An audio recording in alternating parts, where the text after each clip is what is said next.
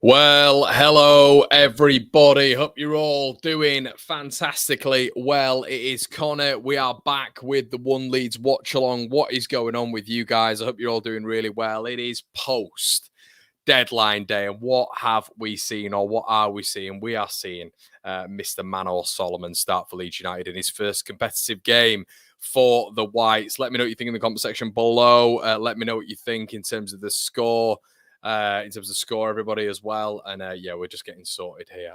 What are you guys watching it? How are you watching it? Let me know in the comment section below. As always, is Patrick Bamford out? Stevie, is water wet? I believe he is, mate. Yeah. Hold on a sec. I'm just going to up this camera brightness. I'll be 2 seconds, everybody. But keep getting your likes in and your thoughts in.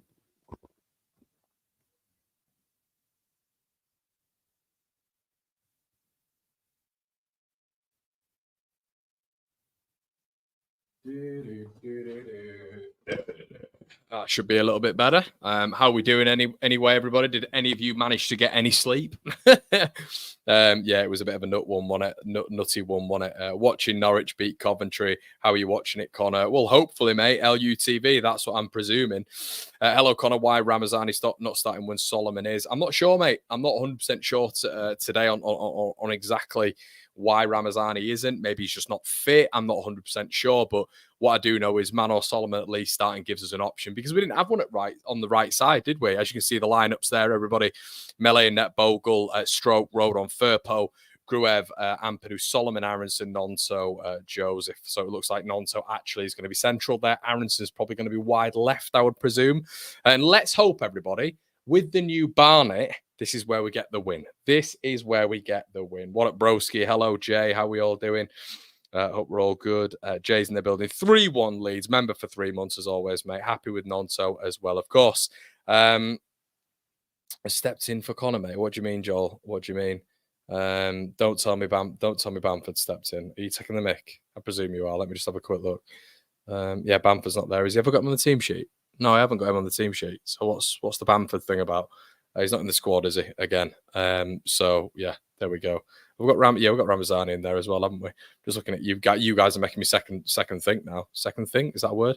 Come on, boys, 3-0 win. Has Aronson played wide left before? Yeah, he has, mate. Yeah, he played there against Portsmouth. He came on against Portsmouth, didn't he, on that side? So yeah, that's beneficial. And we're gonna have all of your coverage to everybody, as we can see on the whole starting 11. You know, I'm quite impressed. I have to say, I'm quite impressed with Hull's starting 11. You know, if we have a look at that back to front, Louis Coyle, I think I've got him as the key man today. And the reason behind that is because I thought he had a decent game at Ellen Road last time, when Leeds were quite lucky, weren't they? In terms of what we got done. And you know, it was a tough afternoon, of which Dan James put that lofted effort in, didn't he? And Leeds managed to get the winner there, and obviously we got away with that one. But yeah, I've got, as you can see here, I've got Louis Coyle as sort of the key player here. You know, in my opinion, I think Aronson's a big one as well. Oh, right. Okay. Cheers, Joel. But yeah, we've got Aronson as our key player today. In my opinion, I think he's got to step up. It's a big one for Aronson today, starting for Leeds. I believe it's his first time he started this season. And Louis Coyle is going to be a big one for them. So, yeah, guys, get your thoughts in anyway on the lineup. But I think it's going to be a tough one today. I think it is going to be a tough one. I still think Leeds will get it done, of course. But, yeah, this isn't going to be an easy task whatsoever. So, we've got the form in here as well, which will flag up to you guys when we get going with a bit of the analysis stuff. But, yeah, these are my key players for today. Let's get rid of that. Yeah, but the key players today, I think, you know, you look at Louis Coyle and you look at Aronson. The reason I think Aronson is because on the left, he's going to be up against Louis Coyle, and I think we can get some joy down there. I really, really thinking we should get some joy down there, which is positive. Solomon will cook him, Connor, hopefully, mate. Yeah, let's hope so.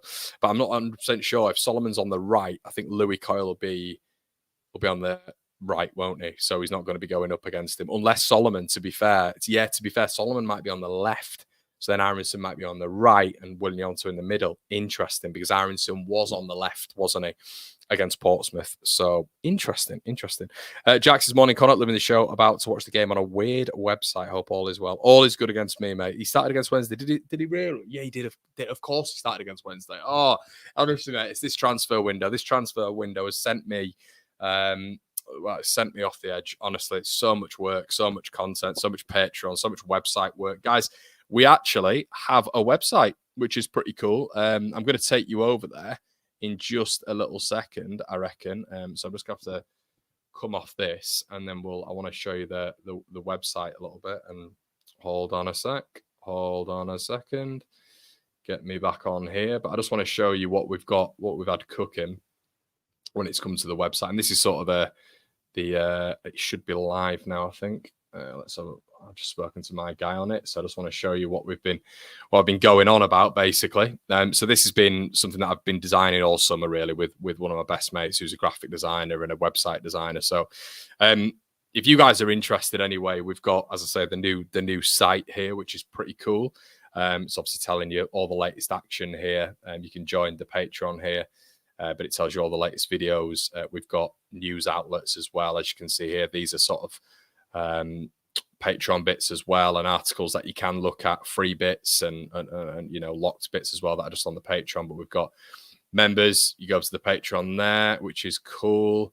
But yeah, contact us, shopping as well, which makes it just a little bit easier for you guys to go down there and get some bits and bats, but all the latest videos as well. You can subscribe here as well if you want. So it just gives you a little bit more of a one-stop shop. All of our sponsors here as well, and just a bit about the channel and stuff like that, linking to our social. If you want to contact us for anything, sponsorships, whatever, you can do so. So yeah, pretty cool, guys. Been working on that for a while now. Let's just start the old OBS again, and we should be back up running in just a little sec. But yeah, so I've been working on that one for a while anyway, so I hope you guys are going to enjoy that. So that is oneleeds.com. Really, really simple if you guys are interested in the articles, all the few bits as well. So yeah, have a look at that. What did you think of number 10 last night, mate? Just in terms of us not getting one, mate. Yeah, I don't know. It's one of them where, like, I'm not taking. Well, I think Farker's got to get this team promoted, mate. So ultimately, at the end of the day, I don't use it as an excuse for him. I think, yeah, okay, not ideal. Not ideal. We didn't get a number 10. I'd have definitely gone for like an Elias Share. I genuinely would have done. I feel like, just towards the back end of the window or whatever, that'd have been a cool little addition, and one that we've been trying to get done for a long time now. So yeah, for me, that one is something that Leeds should have got done. But the Salai thing, I was a little bit annoyed at, to be honest with you guys. It was like, I thought we were going to get that one done. We didn't. And then you've obviously got other ones as well in there, haven't you? You've got Elias Share, Salai, Hamer, which I didn't really understand why we didn't manage to get that one done. I'd have loved a panic buy. And for us to have gone in for like a Phil Billing, but we didn't do that, of course. But it is what it is. It is what it is. Spawn Connor, he has to get this team up there, even though we should have brought in an excuse. There is enough quality, to be fair. Salai's contract runs out in January or something. Maybe we're getting for a fee. Yeah, and that is the thing. You can't.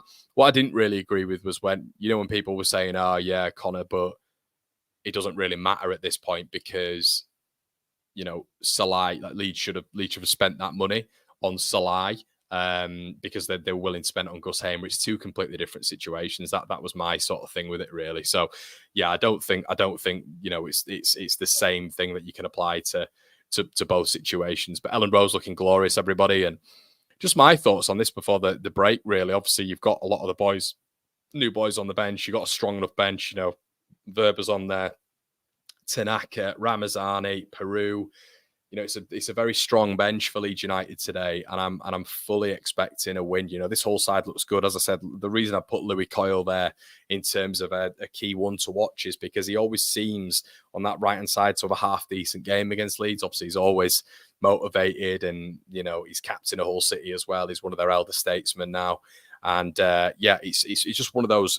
I think it's always a game which he looks at in the calendar and thinks, yeah, Leeds United, it's going to be a good one for me. So on his side, that right hand side, obviously Hull City's captain, you're probably going to get Solomon. I was thought it'd be Aronson at the start because Aronson's played a lot of this season when he has featured on that left, but it looks like it's going to be Man or Solomon. So I'm excited to see that battle because I think he did all right last time. I think it was Somerville, wasn't it? It was Somerville on that side, and I think at Ellen Road he actually did a really good job there, Louis Coyle. So yeah, it looks to be a really proficient right back there who's held his own. So yeah, fair play to him. let's get into a few of what you're saying. Dean's in the building. Cheers, Dean. Thank you for your super chat, my friend, as always. Super chats get read out first. Members' comments will always sort of get read out first as well. Everybody just preference in terms of how much people are paying, which I really appreciate. Leeds United 2-0. Solomon with an assist and Willie scoring. Also keep up the great content, mate. Dean, I've noticed you, mate. I really have. And thank you so much, man. And thanks everybody. I've got such a really cool community over here now, and you know, we got like 2.3 thousand subscribers in 28 days. You know, the watch time was 900,000 views plus in the last 28 days. So it's been a massive effort. It's been hard and arduous, and I've had to drop things all the time for this. I barely had a day off, but I'd just like to say a big thank you to all of you who make this happen. We've seen the Watchalong numbers go up as well, which is going to be a slow and steady grind for me. The Watchalongs are probably the videos of which I want to get a little bit higher in terms of ranking. But I really appreciate you guys just being here. And, you know, there's a core of you I see here every time. And, you know, that's massive for me. So thank you so much. Looking forward to seeing the new lads. The Leeds bench looks strong. I'd agree, mate. I'd agree. Someone let me know as well in the comment section below if there has been, a goal in the Burnley-Blackburn game, everybody. I'm actually quite interested to see how that's gone, because obviously it was 1-1. But Andy Vyman, by the way, what a goal. This guy in the Championship is just a nutter, isn't he?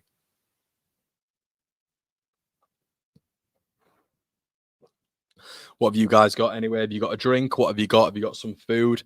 What Leeds shirts have you got on? I want to see an eclectic mix. There's over 700 of you in the building across all platforms.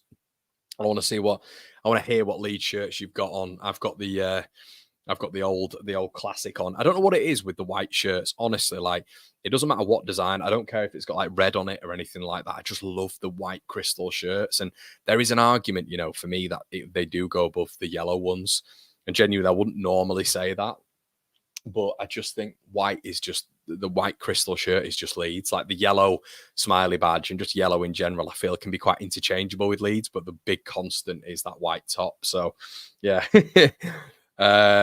Paul says you'll get to 50,000, so I think it'll be a bit of a while, mate. 50k subs, yeah, but we'll wait and see, man. We'll wait and see. That'd be amazing. That really would be amazing. Texas Lee says, I've got one with Packard Bell as a sponsor. I've got the yellow one on, says crazy. Alf Umpa Lumpers in the building saying 23-24. He's got a brew, says Matt. Good lad. Chocolate and Haribo's standard snack, says Lee. Good lad. Getting that sugar rush in, mate. Getting that sugar rush. But yeah, I know a lot of you guys probably maybe you're not aware about this whole side, but probably who I'm looking at, Zambrano in the middle. Really good, really decent player. Ryan Giles, I know we were speaking about him at the start of the window, potentially for Leeds in that left back capacity. Liam Miller, obviously another one there. Slate, who had a good game against us last time in that midfield as well. And Beddy are up front as well. But as we'll just have a quick look at the form here as well, everybody, which I know a lot of people prefer looking at as well. That is not the form. But let's have a quick look at the form of both sides at this moment. I know you guys enjoy looking at that because it just gives you a little bit of indication of where Hull City are at if you're not aware of Hull City. So yeah, that's kind of what we're looking at right now. So SofaScore rating this season. Obviously, we are sponsored by SofaScore as well, everybody. If you want to check them out for all your latest updates. We've got the 6.95 there in terms of Leeds United, an exact same SofaScore rating as well for Hull City. Hull City's last 5 games, they've not won a single game. Pause. Not won a single game. Oh, good Lord. Oh, no. And then obviously you've got Leeds United winning two out of the last 5. Obviously the last one against Sheffield Wednesday as well, and losing 1 in there, Hull losing 2. So they've not had the best start to the season, Hull, but it's okay. It's not too bad. Dean, once again in the building, thank you so much, buddy. Do you think it was the right choice for Farke not to try and sign a keeper on deadline day to push Melee? Do you know what it is, Dean? I don't think it's up to him, mate. And I tell you what, you'll see in the lineup now. In fact, I don't think he started for them, has he, today? He might have just been a little bit further on in terms of the lineup. It might be too far down the line, I should say. But yeah, it looks like obviously he's, in terms of Carl Rushworth, he's gone to Hull. What a signing that is. That's who I wanted in for Leeds. And I'd have taken Cooper at Plymouth. Honestly, I'd have taken Cooper at Plymouth. I know a lot of you guys might see that as negative. I'm just being realistic. I'm being as realistic as I can right now. As realistic as I can when it comes to Leeds. And I think, unfortunately, the goalkeeper will let us down more than he helps us. Could be wrong, but I'm just basing this on patterns and trends right now. But it is weird to see Leeds sort of lining up now post transfer window with quite a different squad. You look at the don't start him on Mez, says Bielsa Ball. But you look at the squad, towards the start of the window, and even when we started the campaign, it was very, very different to this. But I remember it last time as well when we had Sinisterra, we had the likes of obviously some of the last season and etc. And it all changed towards the back end there as well, didn't it? So yeah, I think Verba was in that squad as well. So yeah, more robust. But what's your guys' thoughts anyway? Do you think the side's got any better? Do you think it's a more balanced squad? There's a lot of people talking that maybe the ceiling hasn't increased that much, but across the side it is a little bit more balanced. When's the Patreon comp? If I sign up for it now, how do I join it? Evan, if you want to join Patreon, mate, there's a link in the description below. There should be. If not, it's www.com/one Leeds fan channel, and that'll take you to the Patreon, mate. We've got giveaways for all of the. Hold on, I'll try to show you guys. Hold on a sec. I'll try to show you some of the merch, the new ones we've got anyway.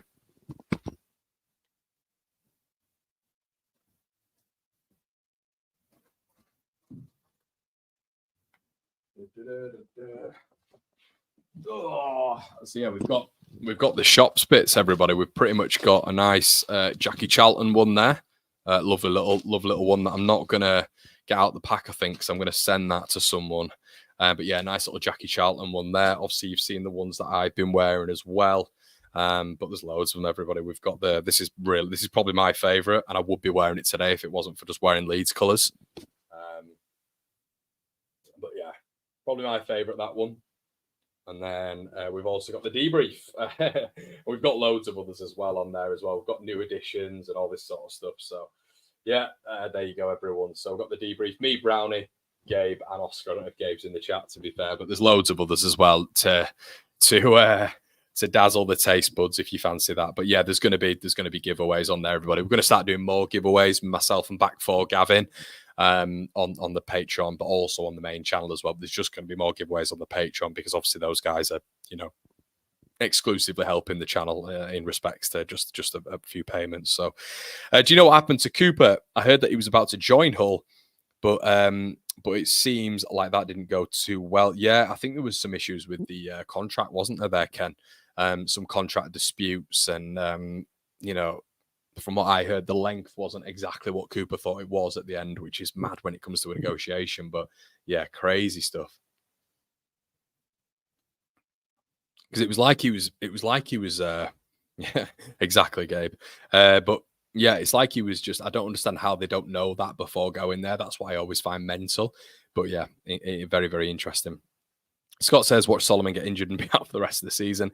I'm really, really interested. Honestly, I'm really, really interested to see Solomon, because I think a lot of people genuinely believe like I was dour and negative and all this sort of stuff about Solomon. I honestly wasn't. I was just, I'm trying not to overreact, and I'm trying to look at it and think, well, do you know what? It's a difficult one, because what are you judging him on? Are you judging him on his time at right wing? Because if you are, the time at right wing, he's not been ever present there whatsoever. You're judging him on his left hand side. Well, fair enough, you can do that a little bit more, but he's not really been there for Tottenham Hotspur. So it's very, very difficult, in my opinion, to be able to talk about Manor Solomon. I think, maybe other people have just been suggesting he's this, that, and the other when it comes to signatures. But how can you say that? He's been absent in 33 of the last 38 games for Tottenham Hotspur. I know he started a little bit in pre-season, didn't he?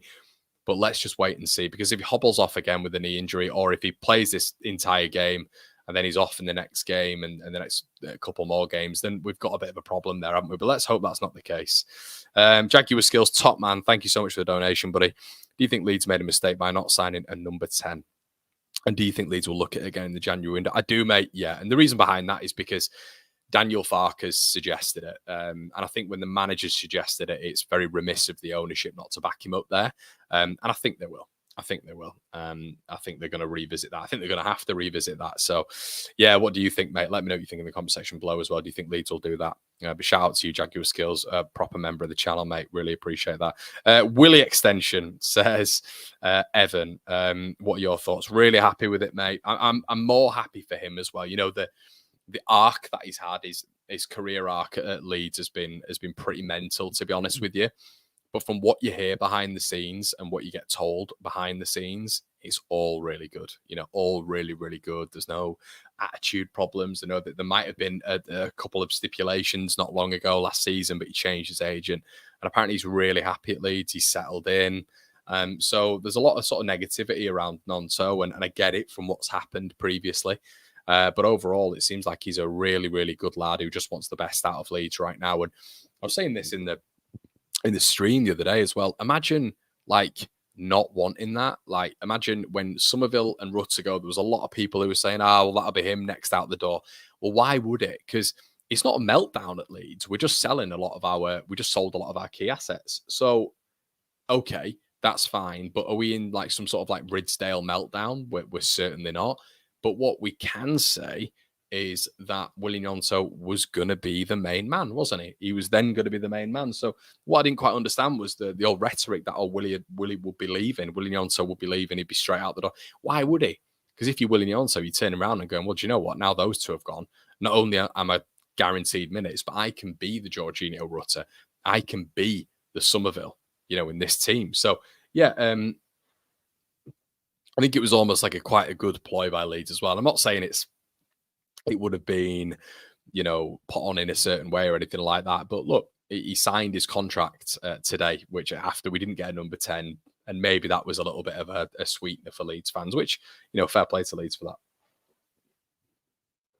Fair play. Paul says, what are you thinking about the 49ers? They haven't spent like they said they would, which is to the limit. I said I'd give my opinion, didn't I, on them? I said I'd give my opinion on them, so I will do that. And I think overall, how's the window been? I'd have called it sort of a 6 point. The Gnonto thing, you kind of increase it to a 6.75, wouldn't you? I guess. But I think, to be honest, mate, it's probably if I'm to be really sort of critical about it, I would probably call it a 6.75 with the Willie Gnonto bit, I think, just purely because I think the number 10 was big. I think a goalkeeper was big. And I think a little bit of help for Joseph up top was big. I didn't go on about the striker that much in the window. Ramazani can definitely play there as well, which I think is a key cog in this conversation.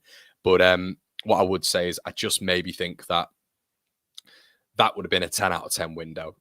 A goalkeeper, which I think was achievable. I think keepers are always achievable. You've seen Carl Rushworth go to Hull on loan. I think there's so many Premier League loan goalkeepers. I think we could have got about 8 from Chelsea. But also you've got, £2 million. Cooper going to Sheffield United when he was one of the best in the division. So yeah, I think that was maybe a little bit of a miss. And then, as I've said, I think the centre backs was a good deal. Obviously, we've kept Berber as well. The full backs, I think, good options. We've got a bit of depth there now as well. Out wide, we've got good depth, permitting fitness, of course. But I think just in that 10 role, you are heavily reliant on Willie Gnonto, who was injured last season as well. When he goes out, what happens? Does Peru come in? Was that bid real to Sheffield United? Very, very potentially. Or does Aronson go in that 10? Is Aronson an out-and-out number 10? That's a question to be had as well. So yeah, I think there's a lot of conversation there and a lot of discourse as to if it was a good window. But for me, and what would you guys say? I'd have probably given it a 6.75. So is it a failure? I guess to an extent you'd say yes.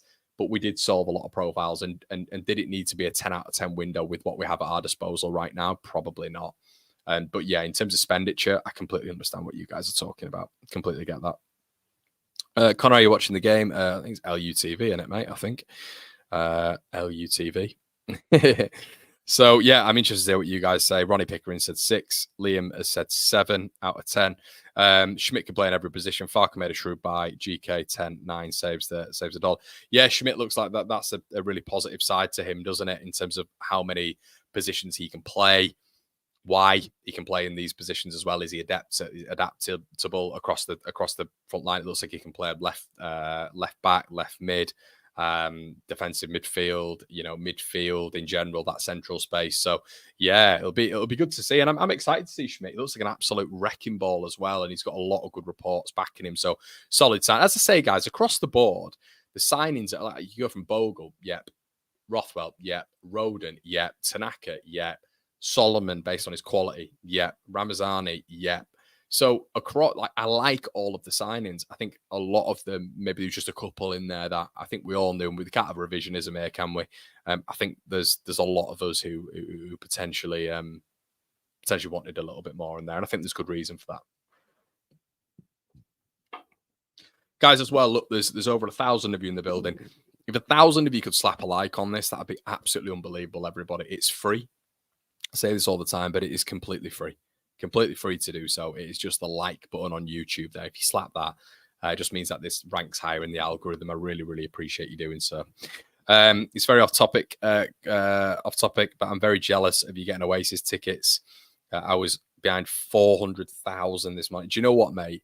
On the basis of Oasis, and I know a lot of you don't care, which is fair enough, but if you are interested, so you had to sign up for these pre-sales, basically. So you had to sign up for these pre-sale tickets, and we all did, right? There's a hell of a lot of us. Now, apparently you had a 2.3% chance in general of getting Oasis tickets, right? So we signed up for this pre-sale stuff, and you were supposed to get a code, right? But only certain people got the code. So you only figured that out on the last day. So I think I had about 15 people I knew who applied for it. Only one person got that pre-sale code, and that was my partner.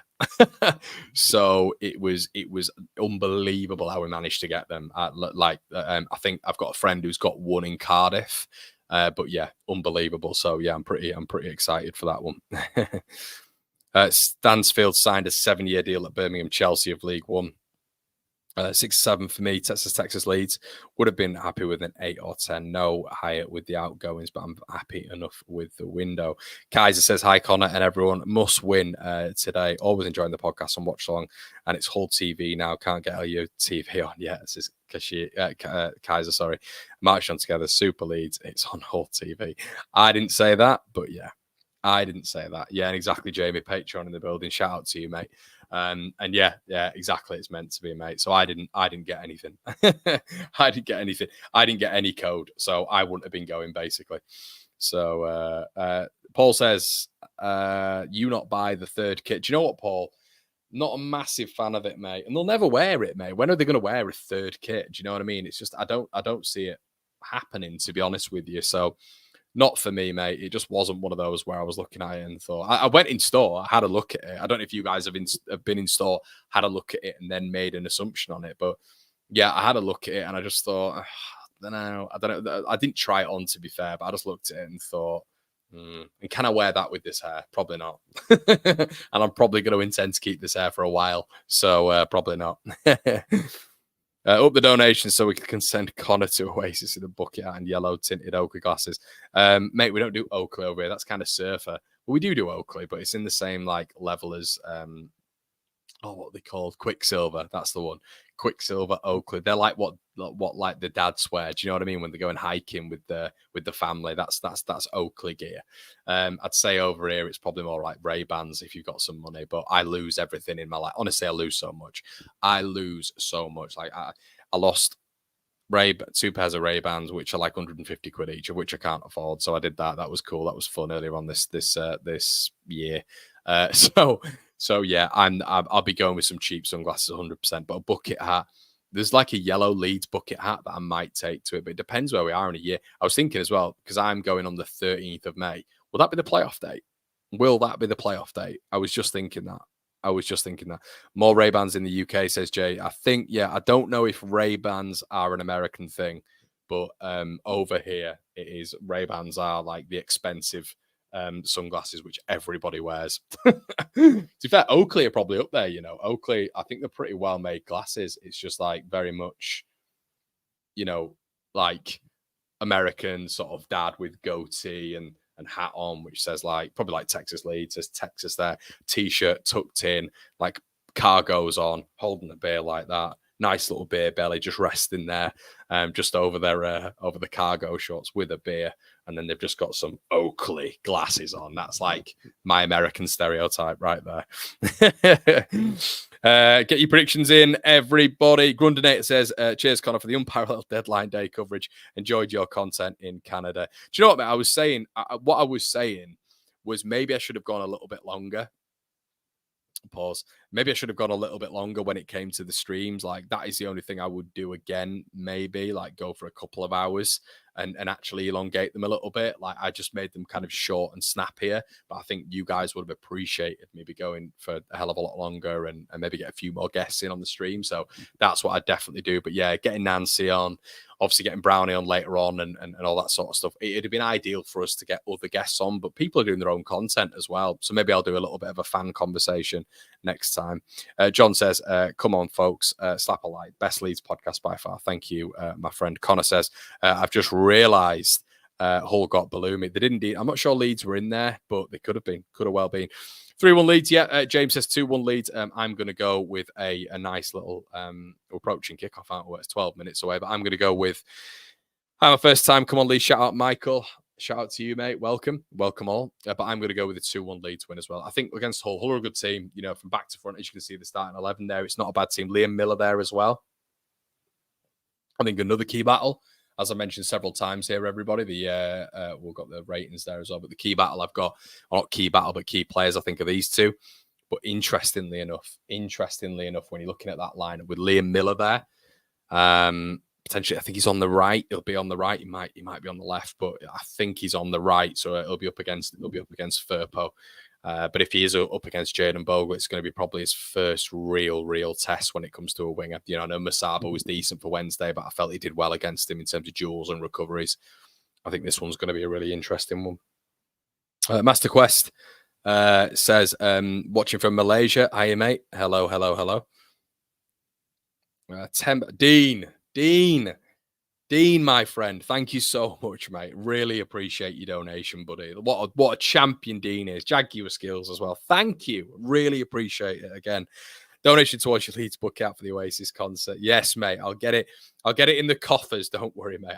I think a bucket hat nowadays are quite expensive, aren't they? Like a bucket hat. Do you remember getting the Leeds one at Wembley? I don't know if you saw it, guys, but down at Wembley, it was Leeds United playoff final versus Southampton. It was a beautiful bucket hat. Honestly, it was like a quality bucket hat, one you'd actually genuinely wear. I know bucket hats can be quite controversial, can't they? Like, why are you wearing a bucket hat, mate? You're like 30 years old. Fair point. But bucket hats can be quite controversial. But I've done this with my hair, so maybe I'm just quite a controversial guy. But no, I'm joking. But they basically, when Leeds conceded the goal, so you bought it. Me and my brother bought one. 20 quid each for these bucket hats. And then as soon as Armstrong scored, I scrunched my bucket hat up and threw it onto the pitch. I wondered actually if anybody would have seen that. You know, reasonably well-known Leeds YouTuber scrunching up bucket hat within 18 minutes of a football game and throwing it on the pitch. I mean, there was about 70 minutes for us to come back in the game as well. So I really made my brother just turned around to me and he went, "What are you doing?" And I went, "Well, that's it now, innit?" And I was right, but no, it was I managed to but that was a lovely bucket hat. Crystal white, beautiful font, quality, really, really good hat. And it'd have been nice if we'd have won, but why would you want to keep that anyway? That's what I always think. Like, my brother came back with it and he was like, I was like, "Do you ever wear that now?" And my brother's not got any hair either. And he just went, "Well, no, I don't." And I was like, "Yeah, well, that's what I mean. Like, why would you wear it? You're giving me grief." But watching us in the Laurel makes us proud, Connor. The Laurel is in Robin Hood's Bay. Shout out to all of you guys. If you're watching this, the Laurel, there's massive Leeds fan base up there. Shout out to all of you guys. And I met John up there myself. And what a guy and what a group of people. So Tanaka and Rama on after 85 minutes, probably Martin. Theodore says thoughts on today's team, Connor. Missed the beginning. Yeah, man. I think it's Marcus in the building. Shout out, mate. How are you doing? How's it going, Marcus? The Scouse Prince. Do you know what, mate? I'm drinking Darwin Núñez's favourite at Yerba Mate, mate. Get yourself on it. But yeah, I don't mind it. I honestly don't mind the team. I think it's a decent team. With whoever is fit, you know, we've got to be looking at that and thinking it's promotion. Even that team, it tastes of promotion, doesn't it? So, yeah, I think you look at Ramazani there. Is he going to make a little bit of a cameo, a little bit of an appearance? You'd hope so. I think Joseph if Joseph can get off the mark today, that's only going to be advantageous for him. And obviously Leeds, I'd love to see him slap the ball into the back of the net. And then aside from that, it's a pretty strong side. I always say this to you guys, but I'm always taking Rothwell over Gruev. I just think Gruev is a little bit more limited, and I think we're going to get a little bit more progression in that final third with Rothwell. So I'm always going to choose him, especially at home when the onus is on us to go and win the game. I think Rothwell's just a better midfielder in there. So yeah, we'll wait and see. We'll wait and see with that one. Verb stays, Connor. He does indeed, Paul. Hello from Mallorca. Hi, mate. Jack Daniels and Coke. Nice. I've had one of them in years, mate. Not had one of them in years. What would you not fancy getting a better whiskey than Jack Daniels? Like, is that snobby of me? Is that snobby of me? Maybe. Maybe a nice Highland whiskey. Nice single malt. Seriously, though, if it isn't going well, Farker has the ammo to change things. Will he? Martin, he better do, mate. He better do. Look, no more of these excuses. If he comes out after the game and we've lost and he starts blaming a number 10, then we know where the blame's going to lie. Yeah, would love to see Rothwell score today. Would defo help his confidence. He would indeed, mate. He would indeed. But Jaguar, he's got to play, mate. I know he's got to play. I wonder with Rothwell, and we also saw Jaden Anthony got a burn yesterday, didn't we? But I do wonder, are we gonna actually go look at the Flamingo Land banners there? Are you guys watching the same stream as I am? Look at the Flamingo Land banner. Don't like that at all, man. Why have we got Flamingo Land all over that banner? John Charles, Flamingo Land. Jesus, just doesn't look great, that, does it? I've lost my train of thought there, but yeah, I think it's. I think there's no. I think we've all said, haven't we, that now he's got a lot of tools to work with. Yet the window wasn't ideal. We could have got more bodies, but Farker was the one who said Elan Mele is the best goalkeeper in the championship, or one of the best goalkeepers in the championship. Farker is the one who made him vice captain. So we all might have a problem with the goalkeeper. Farker doesn't see that, so that's on him. Fair enough. And, you know, as a manager, that's fair play. If he thinks he's good enough, no problem with me. If the manager does, then I should, but I don't. It's two separate opinions. But still, you know, that's the manager. So then you look a little bit further forward. He did mention a number 10, but in all fairness, he's got three options in the number 10. I'm not saying they're of the highest quality. I think Willian Yonto is, but Peru and Aronson, not of the highest quality, but he's got options in there. A lot of these championship managers don't have options of that caliber there. So no more excuses for Mr. Farker. Texas Leaders. I'm a Jameson's fan myself. Good man. Being harsh, but he's a mid-table championship keeper, in my opinion. Hull will use low block, drawn 3 games. Yeah, potentially. They've got quite an exciting manager, haven't they? I don't know what his name is, but you can see the bucket hats on TV there, everybody. What are your thoughts? I reckon a bucket hat. If I wore that bucket hat in Manchester, I reckon maybe someone would try get it off my head and throw it, potentially. But, you know, we'd have to wait and see on that one. The Hull City fans there, in their numbers. Tigers, raw. Look, you might all think that was cringe, but that's what they do. Tigers, raw. You're getting mauled by the Tigers.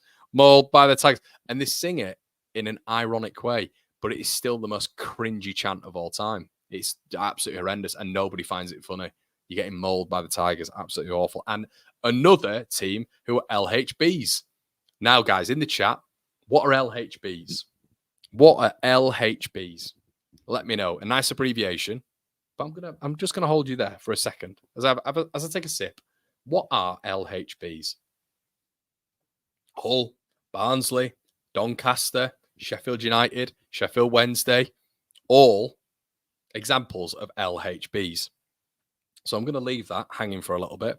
Low hanging ball, says Robbie. No, Robbie, I don't think so, mate. I don't think so. Well, not on mine. What are LUFC? I don't know, mate. I don't know, but none of you have got it so far. Go on, LHBs. What are those? I can't believe no one's got it. Connor, I have to stream the match on LUTV for 10 quid, which is $18 CDN, but we'll moot Bryn and Tony. There we go, Ronnie, Gavin there as well. Good man. And Tony to hear your watch along. Good man. Really appreciate that. Guys, Gav is in the comment section below. This is my partner when it comes to the merchandise as well. Check out the merchandise. We're going to be doing giveaways on the Patreon. We're going to be doing giveaways on this channel, not as frequently, but we're going to be doing giveaways. But the merchandise is now on my website as well, but it is unbelievable quality. Gav has done such a solid job this summer, and I genuinely check that out, everybody. But yes, Leeds hating you know what. I like the more PC one there, Lazo. Good man. So only got one song. Is that what they're singing now? But guys, we're about to get into it anyway. Leeds are coming on, and I'm buzzing. I mean, it feels like transfer window's over. Get it out the way, and we're back watching Leeds United in the thick of it. Manor Solomon's first taste, and what an unbelievable atmosphere to turn out to. Nearly, I think it's a sold out Ellen Road crowd. Hull City's Cup final as well. We've got to bear that in mind. And crystal pitch, lovely pitch. Sun is shining. Leeds hating brigade. Connor Farker on one Leeds before kickoff. Do you know what, mate? He should be, shouldn't he? I don't think he'd come on one Leeds for something to tell me. He wouldn't come on to one Leeds, but what do you reckon? Right, let's get your score lines up, people. Okay. So yeah, Leeds versus Hull. What do you reckon? You liking it? You liking it or what? Yeah? Here's one for you. I don't think you can see it. What year, if you can, and this is from my granddad who's 92 years old, big Leeds fan, has had this in his house for ages. Can you see that? Yeah. Oh, I don't know if you saw it then. You probably saw the date. But what year do you reckon that's in? Have your guesses. Have your guesses. Connor, I'm asking for a little impression. Oh, is that what you're doing, mate? Is that what you're doing? 73 says Grundonator. El Cupico. Going to be a cakewalk for Leeds, says Daft UK. 69, Herbert, good man. I think that's it. It is 1969. Herbert, well done. I don't know if you saw it, mate. I'm trusting you. But if you did see it, mate, come on. Got to be better than that. But if you didn't, well done to you, mate. 1969. Indeed. That is when that was. So shout out to you, my friend. Shout out to you. Does that work? Oh, yes. You can refresh. Oh, this watch along's easy, this stuff. Beautiful.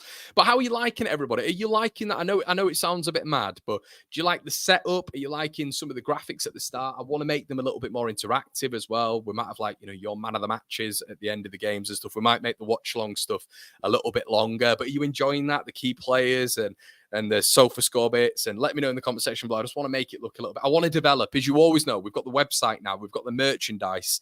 We're back on the watch-alongs. The Patreon's elevating in terms of content and more podcasts I want to bring up there. I hope you're enjoying the investment, and you're going to see something big in November as well. Pause. But you're going to see something big in November as well with what I'm trying to do on the channel and with regards to America. Okay? So, yeah, something big in the pipeline. So, Leeds vs. Codheads. That's it, Stevie. 1969 Jaguar skills in. Yeah, 2013 says Sean. Not quite, but here we go. Anyway, everybody, get your timers along with mine, and I will tell you. Well, we're definitely not there, and we will go. Let's wait and see. So Hull to kick off. Bosh, and we're live. You are literally on with one Leeds. So yeah, here we go. A up says Jim. Looks very professional, Connor. Gabe visits Grimsby in November. Yeah, mate, that's it.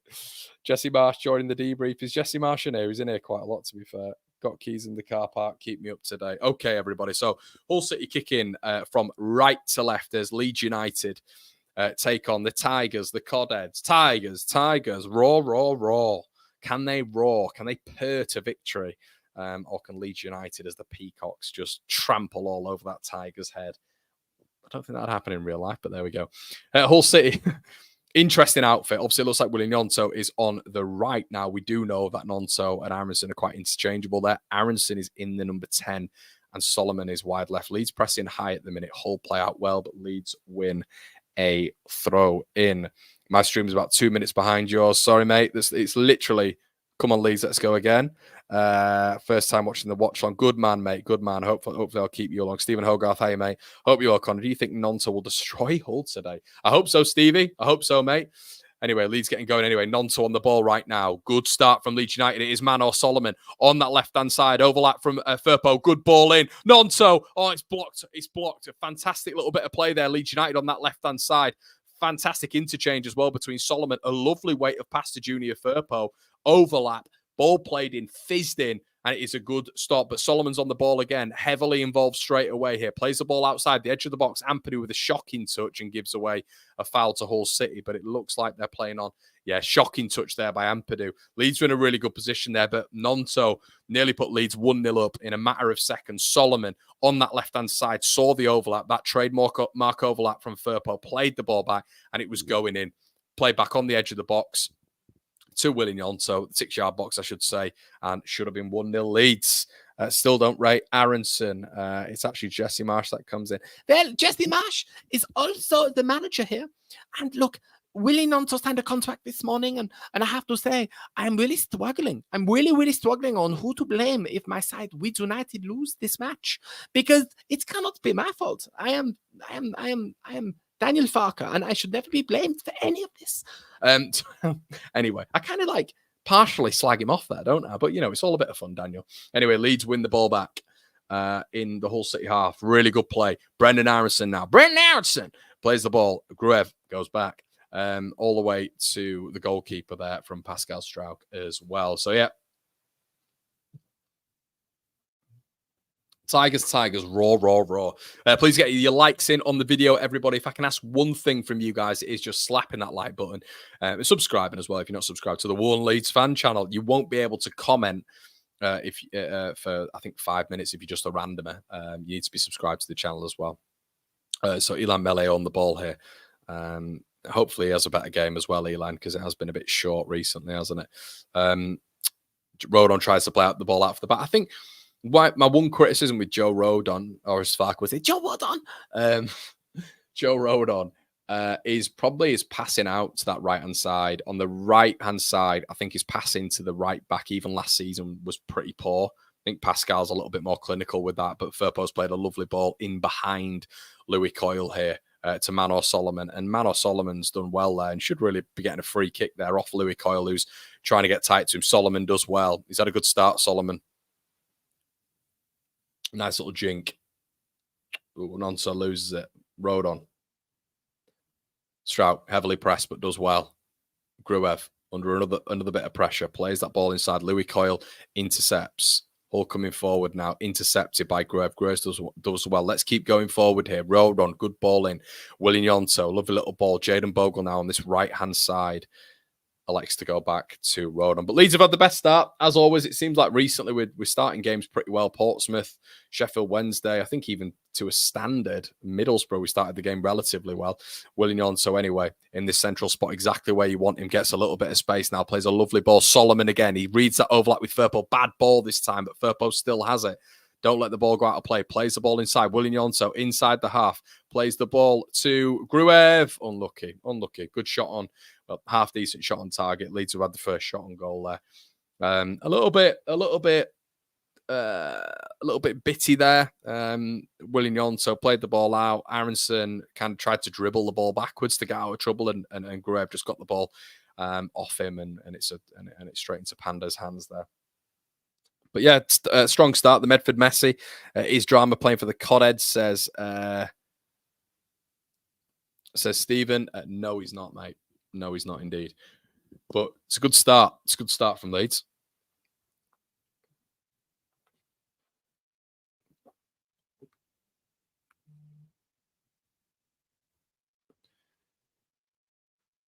Hull City have the ball anyway. Spread it out wide, and they're on a bit of an attack here. It's Balumi. Plays the ball forward, and it is Badir, and it's well defended there by Pascal Struijk. Really, really well defended because Hull had got through there. Pascal is a Rolls-Royce defender indeed.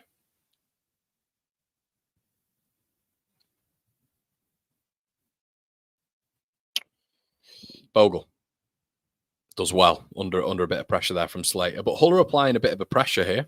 A bit of a press, I should say. Melee.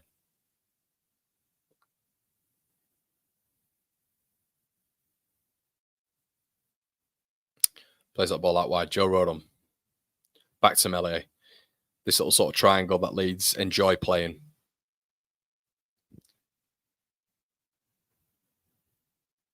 Drums on the bench. James over Aronson. Yeah, we can't play James, can we? But Hull really pressing Leeds a bit high here, which is interesting. I kind of prefer it, to be honest, because it means they're not just sitting back in a low block, but it means Leeds have to play out through this pressure. We normally did this with Rutter. Can we do it without him? Nonso has the ball here. And Leeds have done pretty well. See, that's going to be interesting this season as well. When we're being pressed on there, are Leeds going to be able to get out of it as well as we once did with Jorginho Rutter? Rodon anyway does well.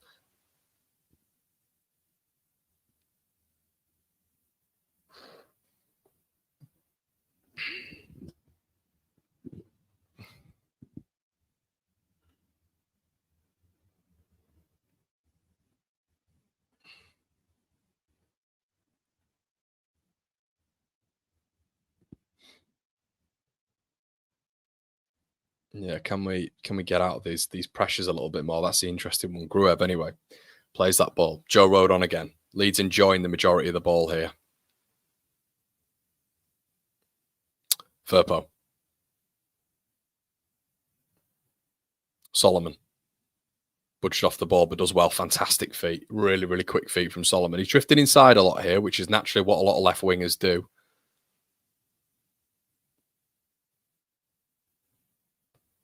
Don't know what's gone on there, everyone. I don't know if you've seen this, but we just had a bit of a jolt in the stream there. So apologies for that. It was Firpo and the ball was blocked out for a corner. So that's where we are right now. Adjust your headsets. Unfortunately, we're not getting a timer on screen either, everybody. So you just have to judge what I'm going with here. But that we started exactly where we are. But it is a Gruev corner. Puts the ball in. And this man cannot beat the first man. He cannot beat the first man. Just get Solomon on it. Get someone else apart from Gruev on it because he cannot beat the first man. Bogle with the ball in. Joseph. Oh, Aronson. Why didn't he take it first time? He just couldn't sort his feet out. And Joseph had the ball there. And Aronson, oh my God, he just interchanged a little bit. Joseph did really well to collect the ball there. Played it in, and Aronson just got his feet completely mixed up. That's what I mean with his head. When Aronson runs with his head down a lot of the time. There, if he got his head up, he'd know just that initial strike, getting his feet sorted out, and that would have been 1-0 Leeds quite easily. But Leeds still getting through that rear guard there. But yeah, in all fairness, it's probably been Solomon and Nonso who've been the stand out so far, really. Bellumi, anyway, the one who Leeds are apparently interested in. Or Mellum, I should say.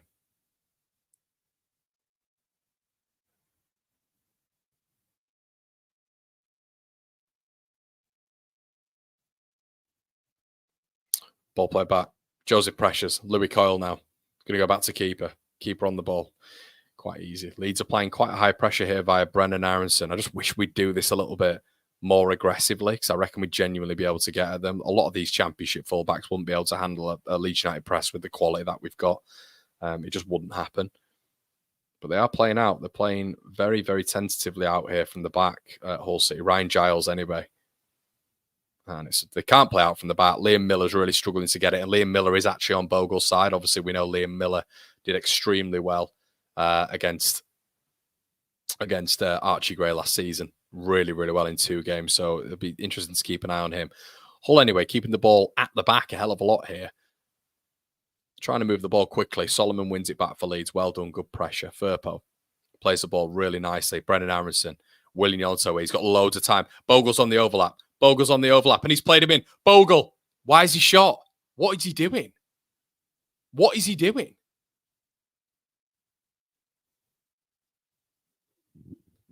Jayden Bogle has just made the most mental decision I've seen in a long time.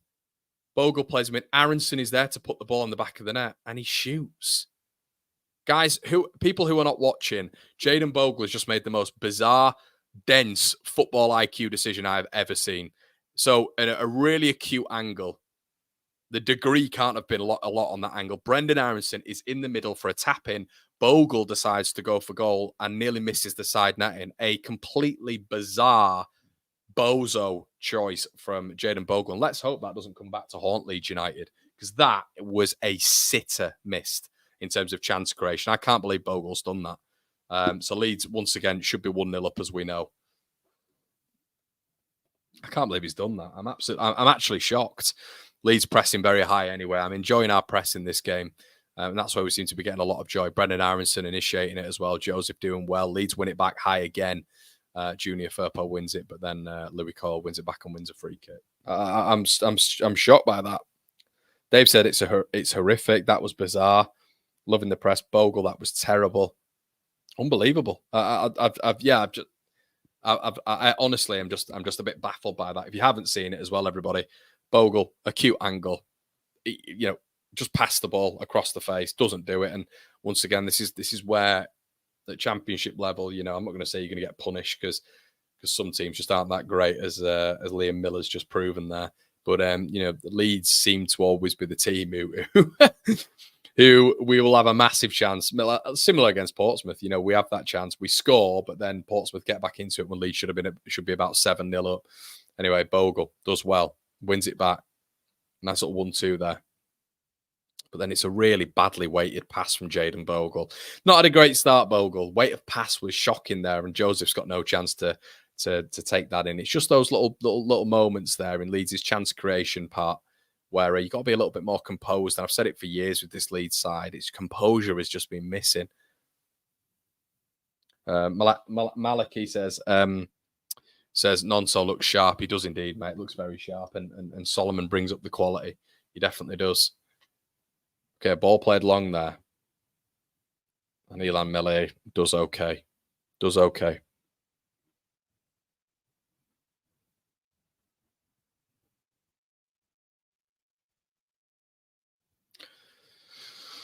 Melee.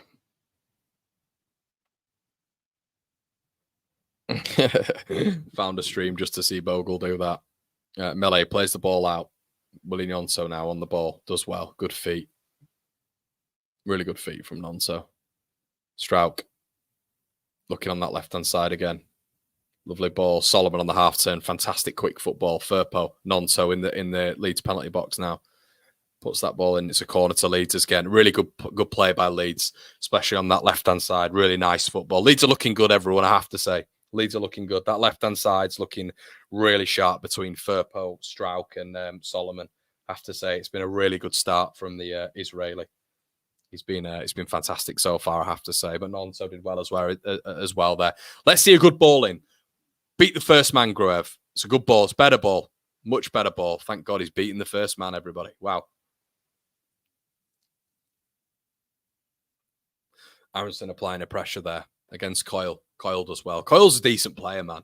He's a decent player. Like, he doesn't look like a one of these like good championship players, but he is. And I'll tell you what, I don't know what's going on with the Leeds defence here, everybody, but out of nowhere, we are completely opened up. It's Liam Miller. Leeds have recovered quite well here, and they've done okay. Ilan Mele is just being absolutely brain dead once again and could come and collect the ball. Rodon has a massive go at him. It's look, if you're not watching the game, Hull City are on the attack. Leeds recover really nicely. Liam Miller loses the ball, and Joe Rodon is screaming at the goalkeeper to come collect the ball, and Ilan Mele just stands there. This guy is going to cost us points this season. He's just an absolute bozo.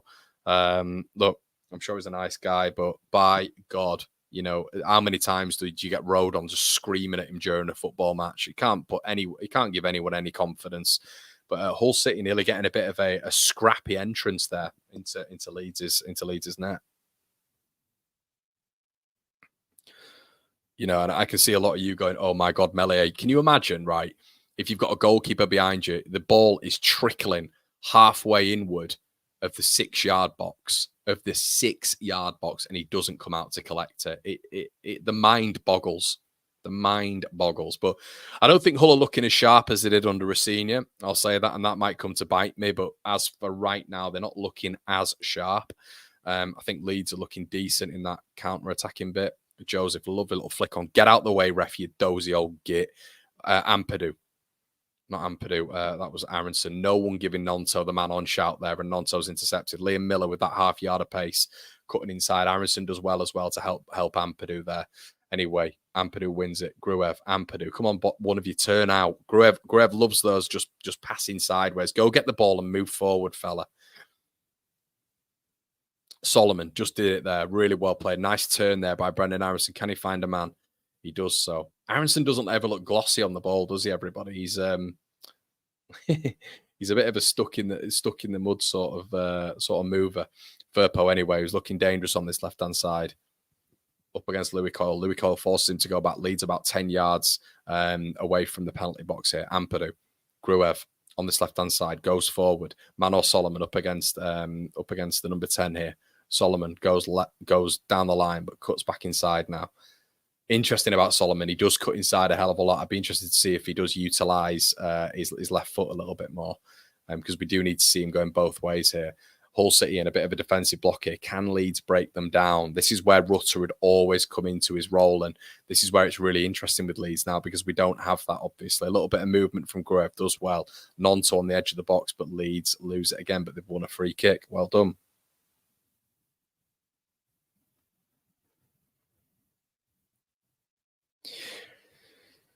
Yeah, he has cost us points. What's interesting here is, as I said, that they're in a bit of a low block here, Hull at points, and it's Leeds have unlocked them on this left hand side really, really well. I'd like to see us do a little bit more on that right hand side. Now Aronson looks like he's about to line up this free kick. Gruev looks a little bit more on the crossing angle. I think we're about 30 yards out here, are we? Do we need to go for a shot? I mean, I never mind a shot from a free kick, but I mean, this is way too far out. Aronson, come on. Aronson, come on. Let's not from here. Gruev anyway. For fuck's sake. Sorry, mind my language. Brain dead free kick. Why, mate? Look, we know he scored one against. I mean, there's just no conviction. What a waste that was. You got big men in the box, and he has just absolutely lofted that with no whip, nothing on it, straight into the south stand. Come on, man. Got to be better than that. Got to have more courage with your conviction there, as Simon Jordan would say. Leeds pressing high anyway from a Hull City goal kick anyway, which seems to be a little bit of a tactic. Aronson wins it back. It's a Hull City throw-in. Alid, he's doing well. He's doing well, Solomon. As I said, I think an interesting part. I mean, he's never going to be the complete player because he's playing in the Championship, but I think the interesting part of him is, can he? We've seen him cut inside a lot. But, a Spurs fan did say to me, he is extremely predictable. So I've seen him cut inside 3 or 4 times now. I'd like to see him go on that left-hand side. Let's see if he can go down that left, because that's what Somerville could do. Just as a comparison, you've got Somerville on that left as well as his right, Gruev does well there, but then gives the ball away. Can Leeds win it back? Pressing.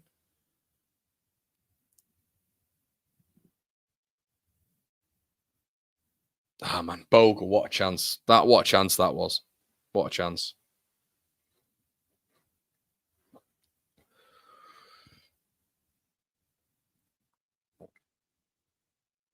McLaughlin, I should say. Tidy on the ball, though, Hull. Tidy on the ball. But we just need to press them a little bit higher here, and they're a bit flustered. And Leeds recover it. There you go. Leeds recover it back. So you press them a little bit high, and we're recovering that ball. I'd always sort of like task us to. I'd always task us to ignite that press. Really, I would, because I think more often than not, you're going to get more success out of it than failure. Harrison does well. Leeds ball. Firpo. Still a bit passive from Leeds, I'd say. I'd like to, we've kind of stepped off a little bit, I would say. But Hull's rear guard's good. They've got a little bit of a mixture of a press and a low block there. I know that sounds mad. Maybe a bit of a mid block. That's what they're in. Gruev, Ampadu. Bogle has been a little bit quiet since. Yeah, it's interesting, actually. Will Bogle be under a bit of pressure from Schmidt? Well, really well played by Firpo there. Lovely football by Leeds United. Firpo's done well. And once again, Louis Coyle's having another good game, isn't he? And he's just won a free kick. Yeah, Louis Coyle's had a good game so far.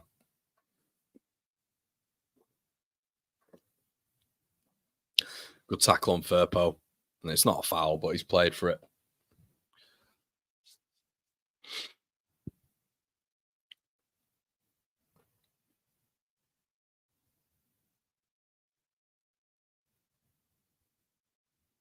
But yeah, you may be thinking Hull are going to slow this down a little bit during the game.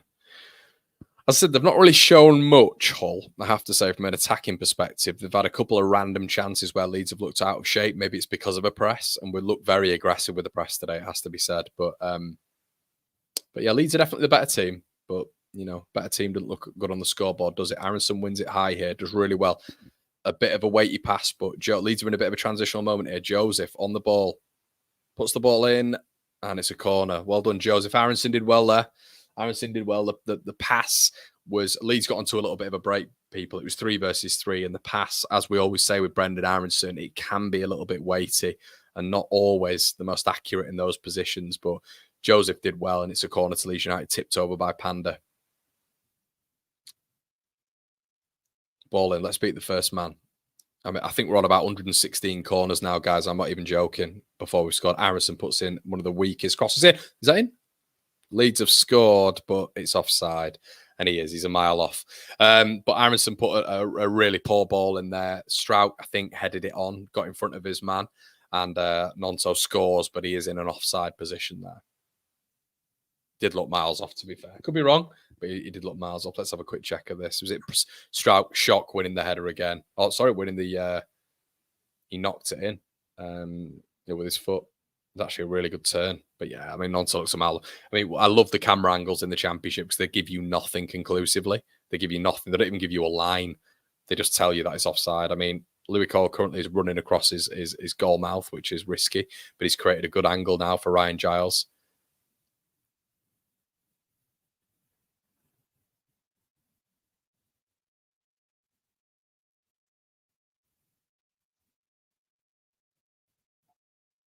Leeds press him.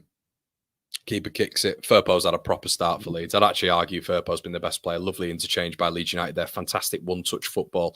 Junior Firpo on the left there, trying to find Solomon, but indeed finds Brendan Aronson, who's also had a good game so far. Junior Firpo, can he find that little angle in there? Gruev, he's elected to go backwards again. Sometimes this Leeds team, my lord, they just elect to go backwards, and you've got to be a bit risky in this game, I think. Bogle's just done it there. Really well played. Bogle gets it back again. Gruev, can we go forward? No. But Ampadu does really well. Lovely little slotted ball. It's just that last final pass, everybody. If you're not watching the game, it is just that final pass. And Rodon's missed the header here, and we're in a bit of trouble. That looked like a free kick. It's a decent save by Neil Melee. I tell you what, that is a foul all day up from Bedia. That is a foul, and Leeds United should have been awarded a free kick there. I have no idea how that is not. Joe Rodon goes up to win the header, and Bedia has just jumped into him. That is a foul, and another, mind my language, shit show refereeing decision. It is just, and that could have costed us a goal there. If Bedia just slips Miller in, it's 1-0, and he doesn't. But that is a shocking refereeing call. Really, really, really bad, everyone, if you're not watching. And Farker, quite rightly, is going off his nut there because that is a foul to Leeds United. Anyway, Hull have got a corner. They play it short.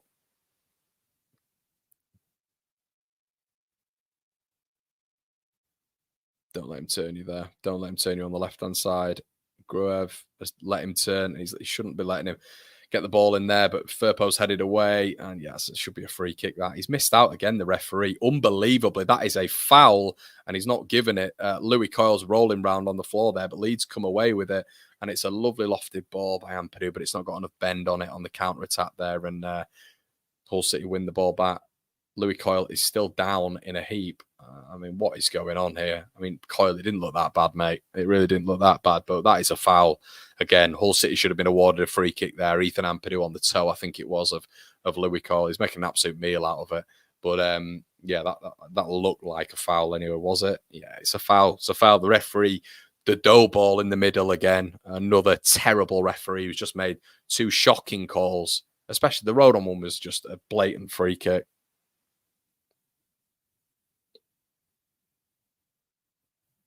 Lorcan says Joseph is playing off scraps and still creates every time he has the ball. Yeah, he's doing all right, mate, isn't he? He's doing all right. He is doing okay. But yeah, just showing the goal again. Aronson, ball in. Wasn't a great ball in, but Strout made the most of it. Yeah, Nonso must be 6 yards offside. Pretty poor positioning from him, to be fair. Needs to be a little bit more aware in those pockets. Hull are going to be playing a little bit more of a zonal defensive mark as well. But Leeds just slipped off the last 5, everybody. I have to say that. Hull getting into it a little bit more.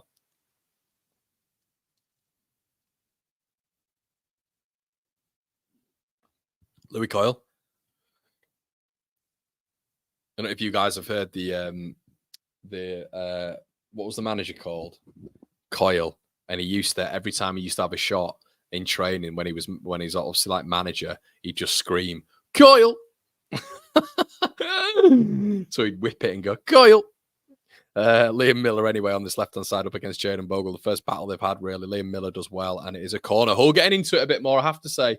And this is why I said earlier when it came to Jayden Bogle, that chance that he didn't square to Brendan Harrison to put in an empty net was really poor. Really, really poor and a shocking decision from a footballer. Really bad. So, I can't lie. That was a bad one.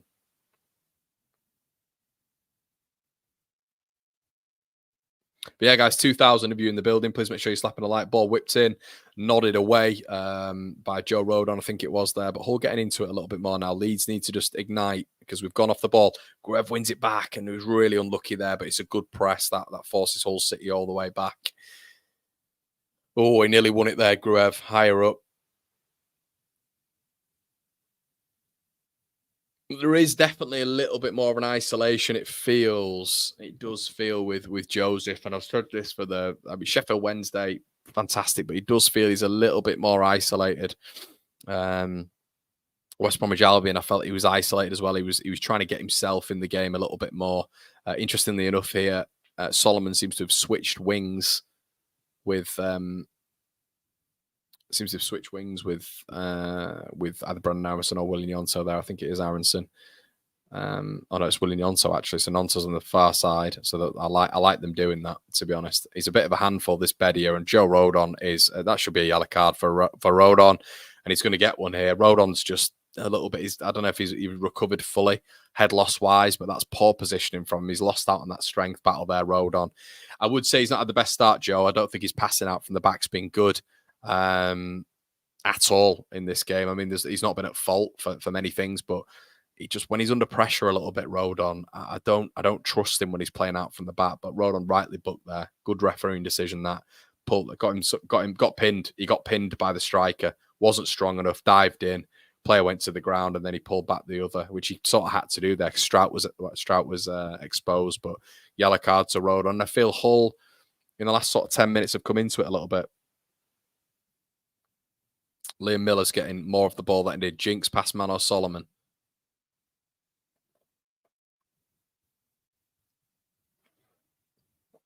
Bedia still has it. He's getting into the game a little bit. Plays a lovely little ball there. Liam Miller. It's a save. But Hull are getting into it, guys. Hull are getting into it. Bedia seems to be reminding me a little bit of a latte lath here. And Mellier's just given the ball straight back to Hull City. And they're in again here. Ball played over the top. Leeds really need to start here. Getting back to where they were because Hull are getting into it. And we don't want that. Anyway, Leeds break away. It's really poor play from Matteo Joseph, everybody. Leeds breaking away and a really quick transition there. And Joseph, with the weight of pass, has just essentially booted the ball to Elia Gruev, who's fallen flat on his face. So, yeah, poor from that. Weight of pass needed to be better from Joseph. But shout out to all of you guys in the building, nearly 2,000 of you. Please make sure you're slapping a like on the video. Giles, Leeds win it back. Brendan Aronson. Look at Joseph. Look at Joseph. Look at Joseph. Eventually looks at Joseph. A bit too late. Joseph's going to have to go back there. Brendan Aronson had to be quicker there. Doesn't need 6 touches. And then the pass just needed a quick Rodon again. Playing the ball behind Strout. Needs to get a little bit more composed in his passing. I think Firpo's been excellent so far. I think Gruev's been good. I think that left-hand side's been really good. The right-hand side, not been great. Not been great at all. Ampadu.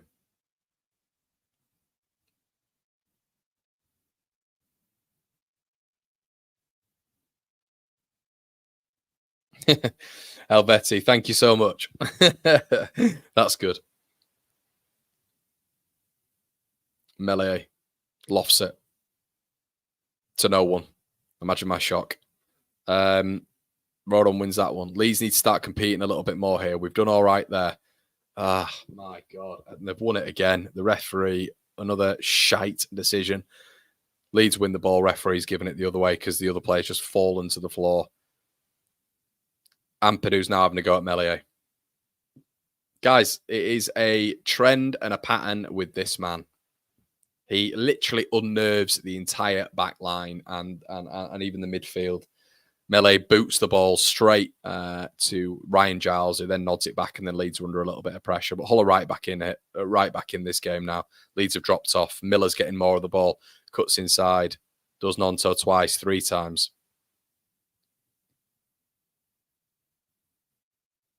That intensity's dropped again. Yeah, I've seen someone in the chat say it. It's dropped. It has dropped. Leeds have gone from pressy to a little bit more wary of the Hull City attack here. So they've naturally fallen deep a little bit.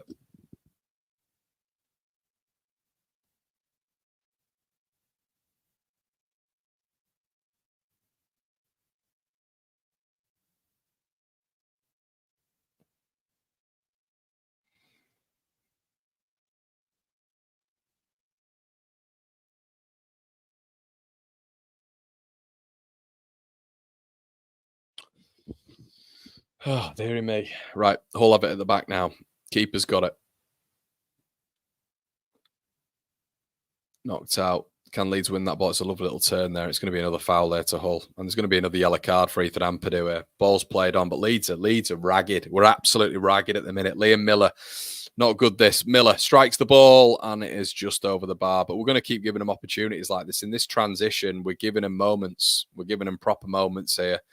And the dough ball in the net is not giving me any sort of assurance here that he's going to be able to weather this storm. What I'd like with Meslier is for him not to, if he can kick the ball beyond the 2 defensive players, the 2 centre backs, that would make me happy with him a little bit better, a little bit more, I should say. What's going on? What is going on?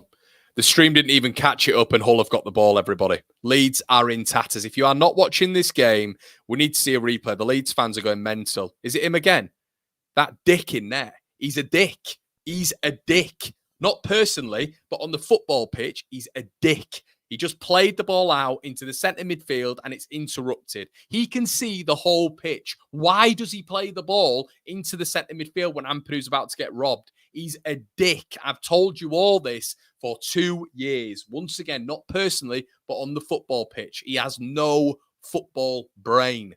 Genuinely, look at how panicked he looks. He's got that sheepish face. He's looking like, oh, I'm terrified, but I've got a deep voice, so it makes up for it. Vice captain, my arse. If you're the manager of them, you just tell them to loft the balls. This guy, he's going to be more of a hindrance to Leeds United. The more we've got this guy, I cannot understand why the bodies at Leeds don't think, oh, we'll get a keeper to be competitive here with Illan Meslier. They never ever do it. And it is just absolute. Why is it every sort of manager, ownership group? I don't get it. Miller, anyway. We'll just wait until they inevitably put one past him, and he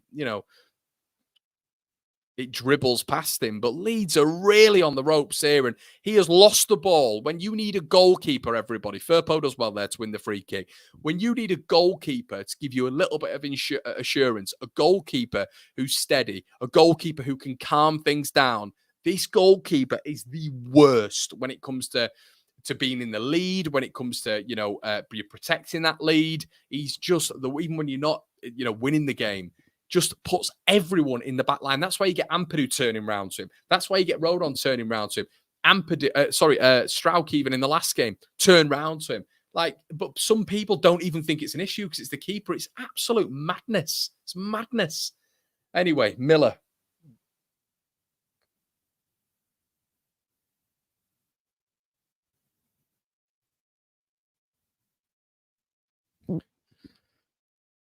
Oh, right. Well,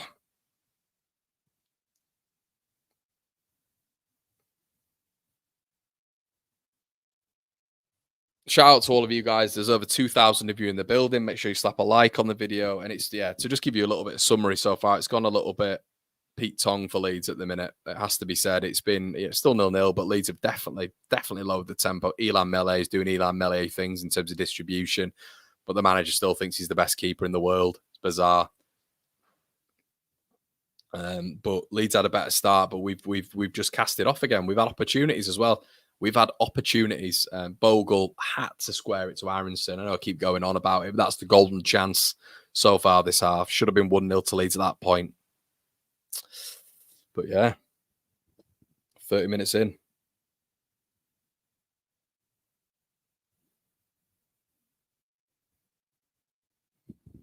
Yeah, but it's a good start from Leeds. It was a good start, but we are missing a bit of zip. We're missing that Rutter, aren't we? We're missing that figure who joins the... Aronson just takes too long on the ball. You're seeing it here. There's options sometimes. That's my criticism of Brendan Aronson. It's the 8, 9, 10 touches when you only need one. Leeds have won a corner.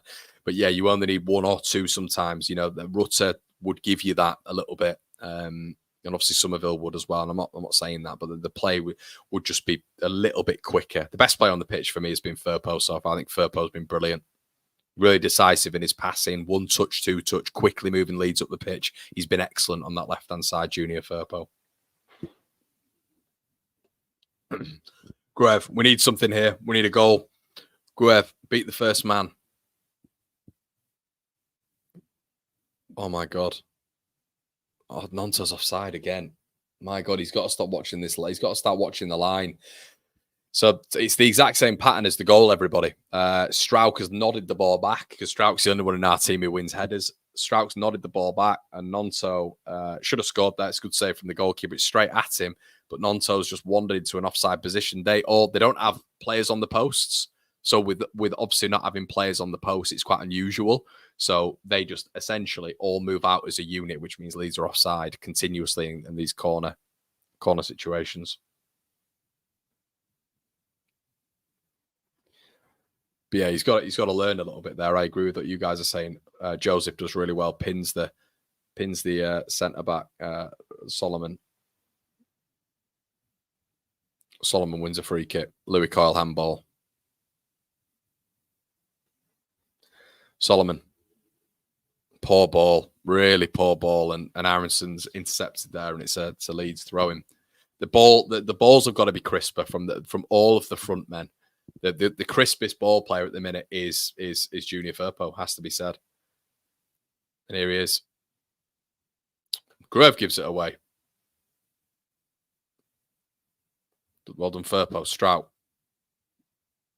Solomon needs to give us something from this left-hand side, I think. He's very, very, very, very cut inside-y.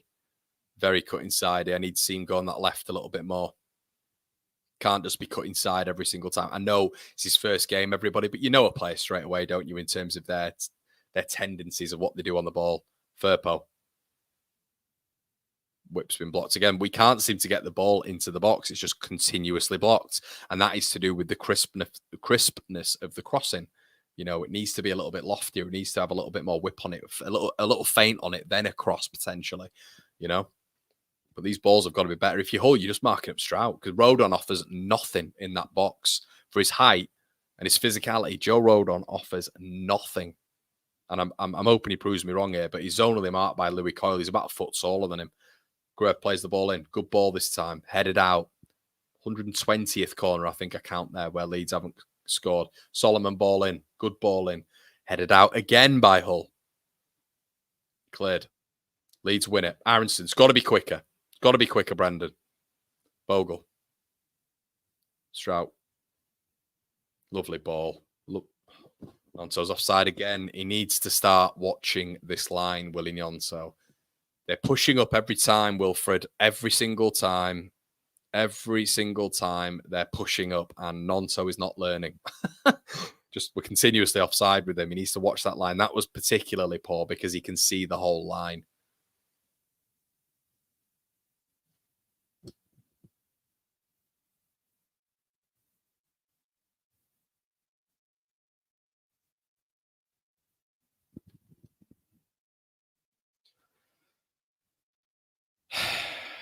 Approaching 42 minutes. Thank you to all of you who are in the building here, everybody. Please make sure you're slapping a like on the video, as I keep saying. Make sure you subscribe to the channel. Bogle, Aronson. Bogle lofts it. Leeds not winning the second balls there at all, and it's a good interception there by Rodon. Whole throw.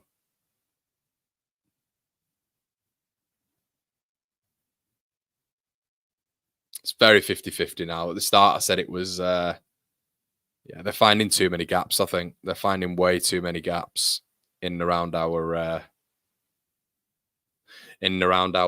back line, I think. There's those transitional moments, but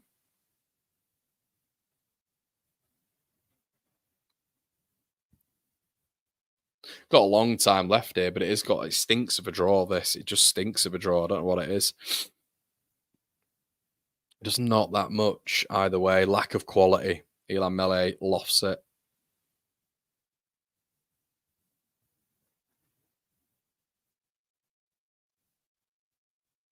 I think Hull have just got the attacking sense a little bit spot on here. Aronson taking touches, does well. We just need a team full of Furpos here. Junior Furpo. Solomon. Go on the left. Cuts inside again and back. It's very much of the Jack Grealishes, you know. And the ref's not giving it. Fantastic. You know, the Jack Grealishes at Man City, that's what I'm feeling at the minute when it's coming to Solomon. It's very cut back or cut inside. Liam Miller on the other side. There's a transitional moment. Miller puts the ball in. Elan Mele saves. Miller should have done much better there. But you can see, if you're watching the game, can you see how Miller will go left or right?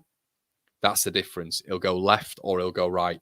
And I'm not saying there's quality at the end of it, but he's putting Bogle under pressure every single time. When I'm looking at Solomon, at the minute, it's very much inside, backwards, inside, backwards. We need to see more of him going on that left-hand side because it's predictable at the minute. Nonso. Tackled. Yeah, we're looking very predictable at the back here, I think. Leeds need something.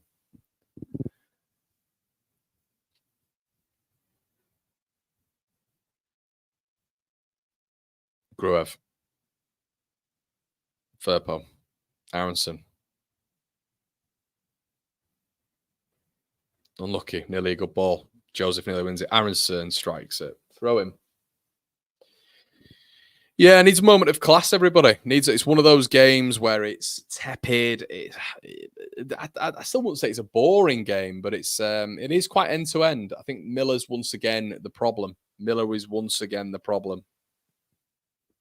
And from a Leeds United perspective, it feels like on that left-hand side is where we're getting a lot of joy. But it's just, we're not getting enough here. It's not enough quality. Aronson goes back again. Ampadu. It's the same sort of problem we always face, isn't it? It's that low block. Can we break through it? Solomon. Better, gone on the left-hand side. And there's got to be a foul there. And he's got a foul. Well done, Solomon. Louis Cole's been very aggressive with him. And I think Solomon's saying that to the referee now.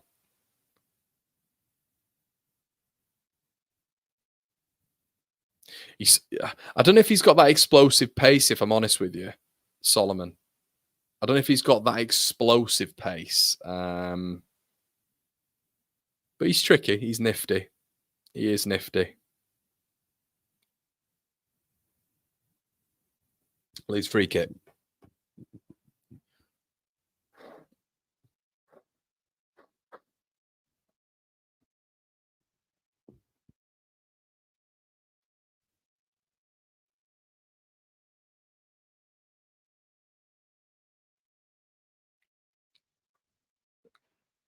Aronson or Gruev. Let's have a good ball in. It's a good position here. On the left-hand side, I think this might be the last action before half-time. Aronson. It's not a good ball in, but it should be a corner to Leeds. It's got no whip on it. It's just loft, really. But it's a Leeds corner again here. The thing is, I think with all these set pieces, I don't think any of us really get that encouraged, do we, as a fan base? Because, I mean, we just don't score from set pieces. Joe Rodon might as well not be there. He's a waste of height. So it's either Pascal or bust, it feels like. Aronson with the corner. Can we score from a corner? Aronson. Ball to Strauch. Headed out. Bogle. Poor touch.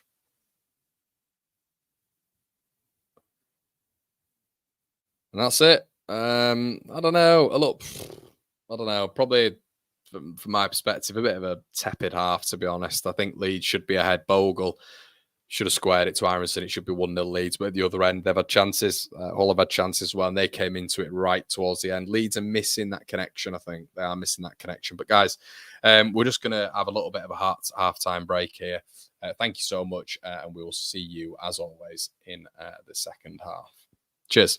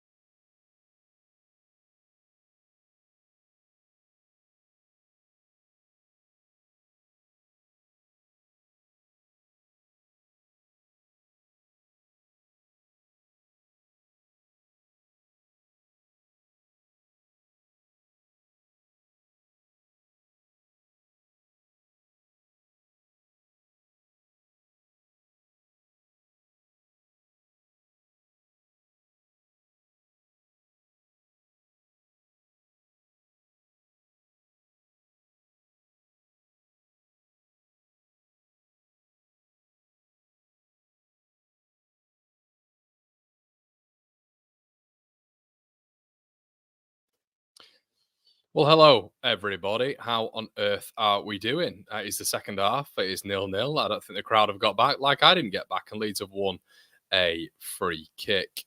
Let's just change this timer. How are we all doing? How was half time for you? Did you enjoy yourselves? What was going on? Was it the best time of your life? Can get a bit annoying, can't it, everybody? Can get a bit annoying, but hopefully let's pull a goal back this half because we need it, don't we? Just affirming with you guys that it is not the 49th minute. I am just changing the timer. William Yonto on the ball here on that right-hand side does really, really well and wins Leeds United a free kick. You just have to stay with. Hold on, I'll get it on the exact minute we are on.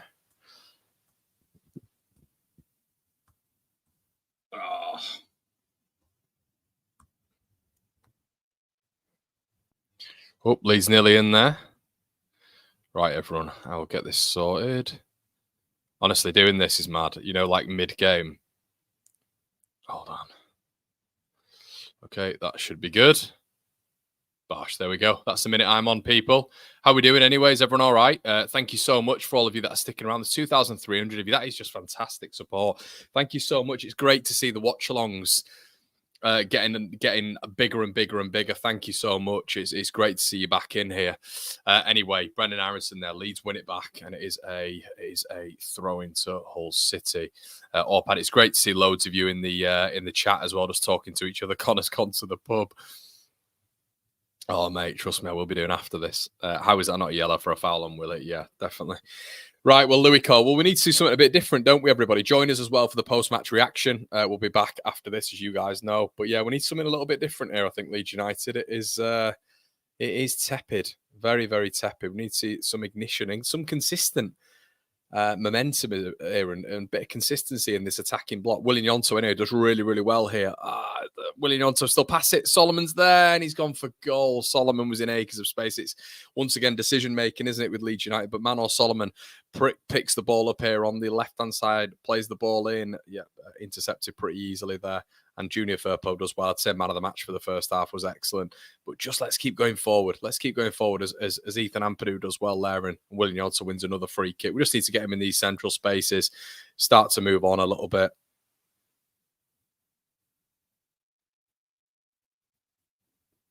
Let's have a look.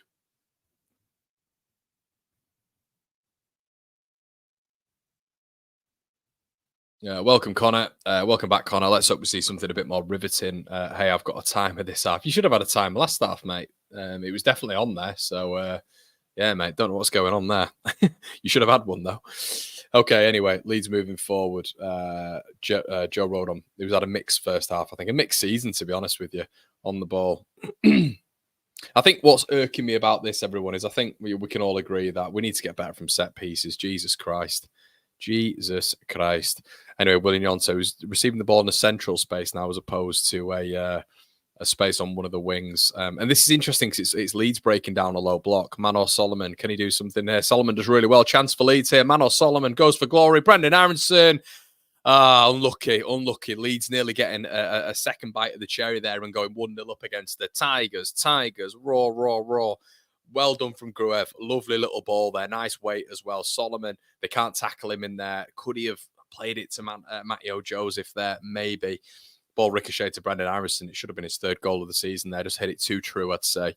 But well done, Brendan Aronson. Always seems to be in and around those right spaces, which is a big bonus. Pascal Strauch, anyway. Leeds looking a little bit more proactive, you know, making those incisive passes in the first sort of 5 minutes of this half, which is good to see. Guys, if I could just throw you as well to our oneleeds.com website after the game. We're going to be having articles. We're going to have all your video. It's a one-stop shop for everything One Leeds. After the game, have a look at that. Anyway, Bogle on the ball now inside the Hull City penalty box. Bogle, don't know. It's actually going to be good to see Schmidt, because I'm a massive fan of Bogle. Huge fan. Big component of him. But I think there's bits of his game which still need improving. Solomon. Nonso. Come on, whip ball in there, Bogle. It's a Leeds corner. Come on, Leeds. I mean, let's give the crowd something here. Let's give us all something. Friggin' ain't these corners, everybody. I don't know. How do we deal with them on a day-to-day basis? How do we deal with these corners? How do we deal with these streams as well, people? Bloody hell.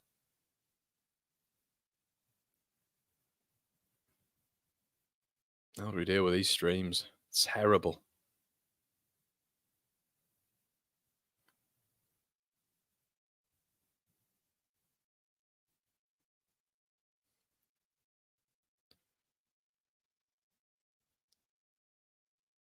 Absolutely terrible, isn't it?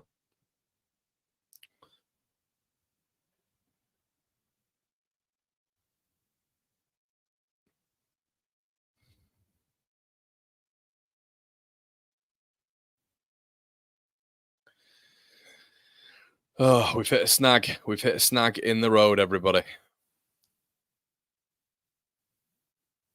We've hit a snag. Let each other know what's going on, because I think we've had a few people who've just been kicked out here, unfortunately, of the streams. Doesn't seem to just be myself, which is slightly irritating. Don't worry, we'll be getting it back up as soon as possible. But yeah, this is a nightmare. This is the terrible thing about running streams. Just unbelievable how bad it is.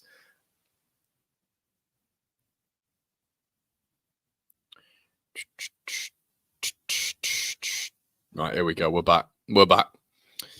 Okay, Leeds winning a corner. Looks like, oh, ball played in. Oh, is that a corner again? Is that a corner again? Go on, give us a corner. Give us a corner, you shit. But yeah, we're right on the money again with the time as well, everybody. So shout out to all of you lot. But Solomon is looking pretty decent at the minute, which is good.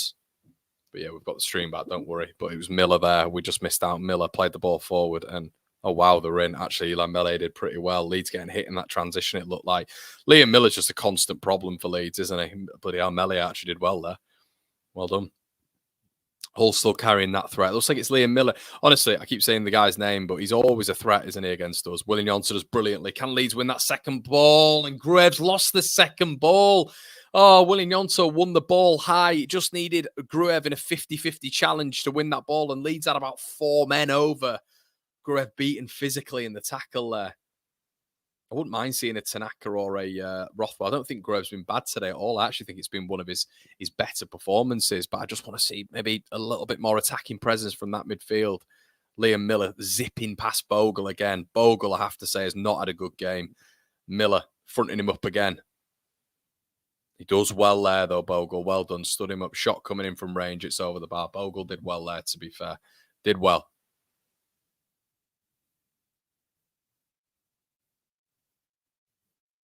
Yeah, Rothwell on, even if it's just for set pieces. Yeah, guys, I think I think a lot of our streams went then, didn't they? Mark saying typical championship game, lack of quality, big players step up.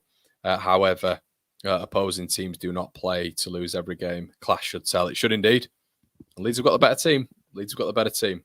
But Mark, you are a big component of blaming the players consistently, and the manager not having any say apparently on proceedings. I think according to Mark, the players should just referee and manage the games. It's always their fault or because of them. The manager does have a say on who comes onto the pitch, Mark. That's what I will say, mate.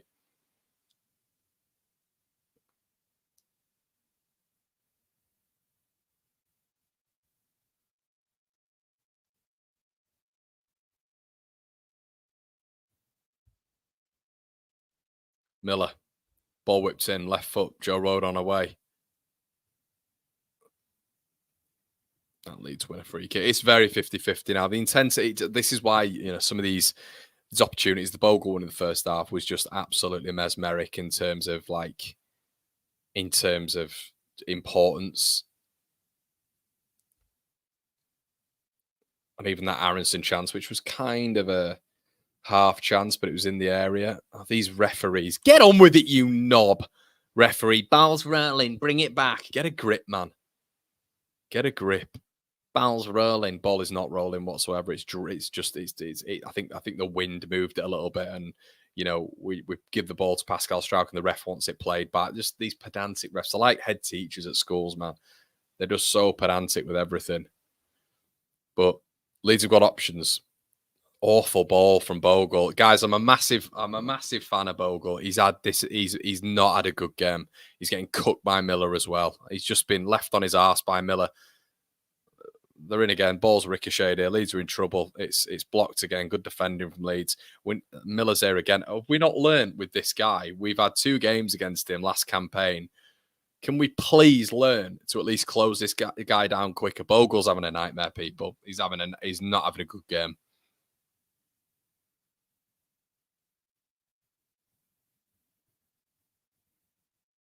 Yellow card. Sunderland winning again, are they? Bloody hell. Yeah, I think it was Gabe Sutton who predicted they'd be winning the division. Yeah, they've just got a lot of good players, haven't they? A lot of good young players. Ecklar, Tri-Hume, Patterson in there. It's got a lot of good players, good young players. Anyway, Matteo Joseph up against Louis Coyle here. Does well. Hold the ball up, Manor Solomon. Leeds just don't have that connectivity. We just don't have that class from deep, it feels like. You know what I mean? Like, it is a massive rutter-filled hole here, and this game is pretty evident for it. It's just that class, that X factor, which is going to win this game. It really is. A moment, a lapse in concentration, but it needs something else. And you know what old Danny boy is going to do? Hull have won the ball high there. Shocking football. Leeds win it back, and we've won a free kick as well. It's bitty, it's gritty, it's in the midfield, but Farker needs to do something, fella. Graves actually having a really good game, but I'm talking us being a little bit more attacking here. And we know Danny Boy can be a little bit tentative when it comes to substitutions, and I think we'll just wait here until the 75th minute. But I'd be definitely looking at introducing Ramazani at some point. He might not solve all the problems, but he might give us something. Might give us something in terms of just attacking impetus right now. It's just gone a little bit dry, a little bit narrow, I feel. Melee. Ampadu. Plays that long ball, lovely long ball there. Joseph, the keeper's come really far out there, and that's good to see. Leeds winning the ball back high. Joseph cuts back inside, and again, brilliant. Oh, come on. Man of Solomon. Oh, for fuck's sake. Firpo, it's the first man again. Just a really... and he's fouled him, Firpo. Oh, God. Why are you diving? It's just last ditch. Diving. He's going to get a frigging yellow card here as well. Oh, my God. It's just... nothing seems to be falling for us. It's so frustrating. Leeds cut the ball back, so really good play by Joseph. It's on the penalty spot. It's on the penalty spot to be hit. Solomon leaves it for Firpo, and it's just a bit of a... It's a terrible... It's not terrible, but it's a tentative effort. There's nothing on it, really, and it's blocked quite easily. But Hull making a substitution here. Daniel Farker completely confused as to why a substitution could come on before the 70th minute. But Jarvis has come on for Slater. 2,700 of you in the building. Everybody, please slap a like on the video. That would be great. Oh, but it does feel like a moment of class is going to separate us here. It feels, or maybe a mistake. Miller skips past Nonto, dives in for some reason. Bogle does well there. Aronson, who's been really quiet, does well there. Knocks the ball onto William Yonso. He's going to get caught here. He's been caught, but he's done well to keep the ball. Plays that ball in. Manor Solomon, 1v1, a big opportunity. It's a brilliant tackle from Louis Coyle, who's been man of the match today. I don't think Solomon's had a lot on him whatsoever, to be honest with you. Louis Coyle's been head and shoulders on him, really. Can he do him again here? No, no. Yeah, Solomon... yeah, it's his first game. I have to keep saying this, but he's very, very, very cut inside. Very, very cut inside. And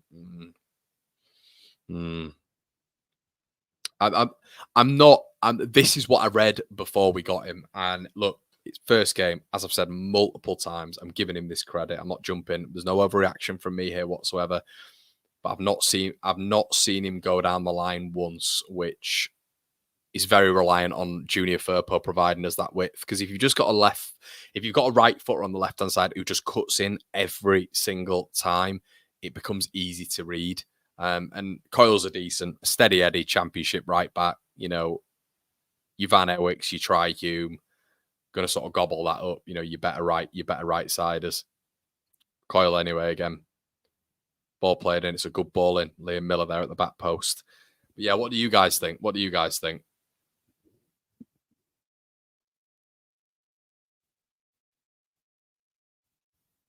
Okay, yeah, I'll match that timer up. I'm not ahead by a lot, but yeah, I can match that up.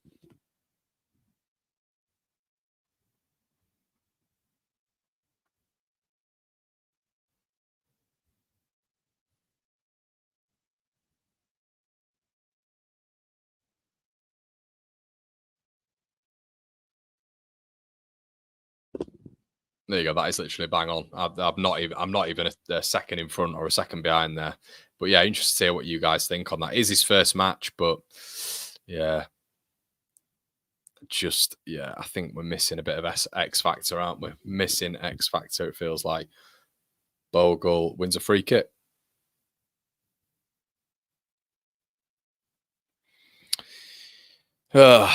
But yeah, the manager will not bring on anything in this. I don't know how fit Tanaka is. I feel like if Tanaka's fit, if he's not fit, why is he on the bench? If he's not ready, why is he on the bench? And I just feel if Ramazan is not fit already, why are they on a bench? Maybe we just don't have any other options, but it needs something fresh here. But the manager is the manager, isn't he? And he just does what he does every single time. So we'll see something happening in maybe the 75th minute. But I think it needs a bit of a fresh injection, this. I think Coyle's gobbled Solomon up, if I'm honest. I think he had a good start. Nonto has been in and out. Aronson's been very, very quiet in this second half. And Leeds are just lacking something, I think. Lacking something. Solomon's got to go down the line a bit more. There we go. There we go. Well done. Yeah! It's getting there! Brilliant. Fantastic. And he's off the mark. He's off the mark, is the boy. Get in there. What did I say? Tactical mastermind. No, I'm joking, but go down the line. Go down the line, Manor Solomon. He kept cutting inside, cutting inside, cutting inside. What happens the one time he goes down the line? Joseph predicts it fantastically, runs off the keeper. Fantastic centre forward play. 64 minutes gone. Solomon with an assist. Look at this. Look at this. What does he do? We're all thinking he's going to cut inside, and they're predicting him going inside. So they're showing him on that side. He beats one, and then Louis Cole thinks he's going to go inside again. Fantastic football, and he's got a good weak foot on him there. It's a good connection there. Manor Solomon, brilliant. That's a bit of class there. Fantastic. And that's what we wanted to see. A bit of variation in your attacking presence. And he's done that. Beats Louis Coyle for pretty much the second time this match. Fantastic. And as Wordmeister says, 50 bags a week. Get in there. Fantastic. And that is exactly what we needed. That is it, Manor Solomon. Good lad. Beating him down the line. Flipping heck. I was losing my mind there. It's just like, is he going to go? Surely he's got enough. Surely he's got enough quality to beat him on that side. And at last, there we go. Matteo Joseph. Yes, boy. I'm buzzing with him. Absolutely buzzing for Joseph. I'm not behind plate. Well, John, I can't do anything about that, mate. Can't do anything about that. If you want to give me a live stream of which you're in, everything's in 2020 vision, then fine. But I can't do anything about a stream being behind, mate. You've seen the timer, and that is what it is. But brilliant stuff. Brilliant. Solomon beats him. Solomon beats him at last.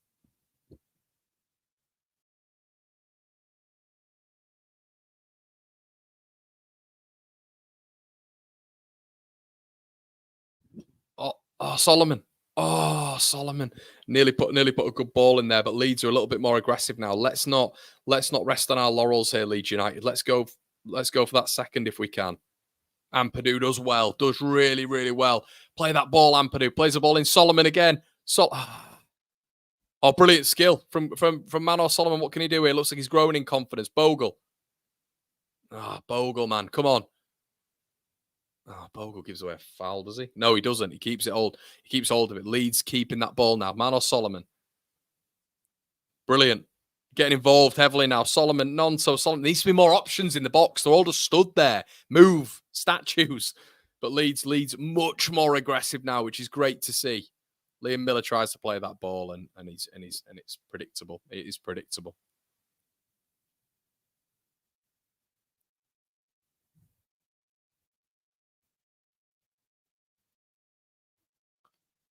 Right, Leeds going again. Nonso. But yeah, Leeds on top now. A little bit more aggression, which is fantastic. 3,000 of you in the building, everyone. Please make sure you're slapping a like on the video. We're going to be here with your instant match reaction after the game. Bogle. Ampadu. Oh, well played. Good angles there from Ampadu on Rodon. He's had such a weird game, but it's not. Rodon caught out of position again. Good striker they've got, by the way. And it's a corner. It's Joe Rodon. It's just Joe Rodon. I don't know what's gone on with him this season, man. He's just not been. He's not been at those levels. Caught in possession 3 times in this game. Aerially, just very, very weak at points, I think. But it's a corner. It's a corner now.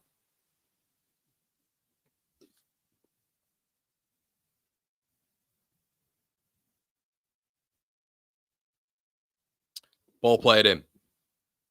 Oh, Nonso nods it away. Well done, Willie Nonso. Kicks the ball away.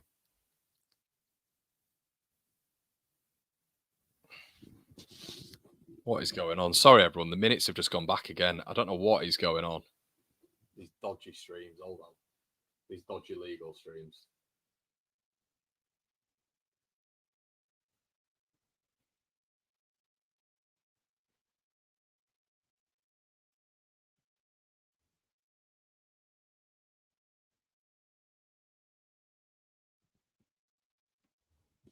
Right, this is what minute we're actually on, but Leeds are under a bit of pressure now, people. Leeds are under a bit of pressure. We've done that thing where Hull have come on to us a little bit, pause, and we've just reverted back a little bit. We've got to be careful here. We've got to be careful here because we know the Leeds United way at points, don't we? So, and I don't know what's happened there, but apparently it's a goal kick to Leeds.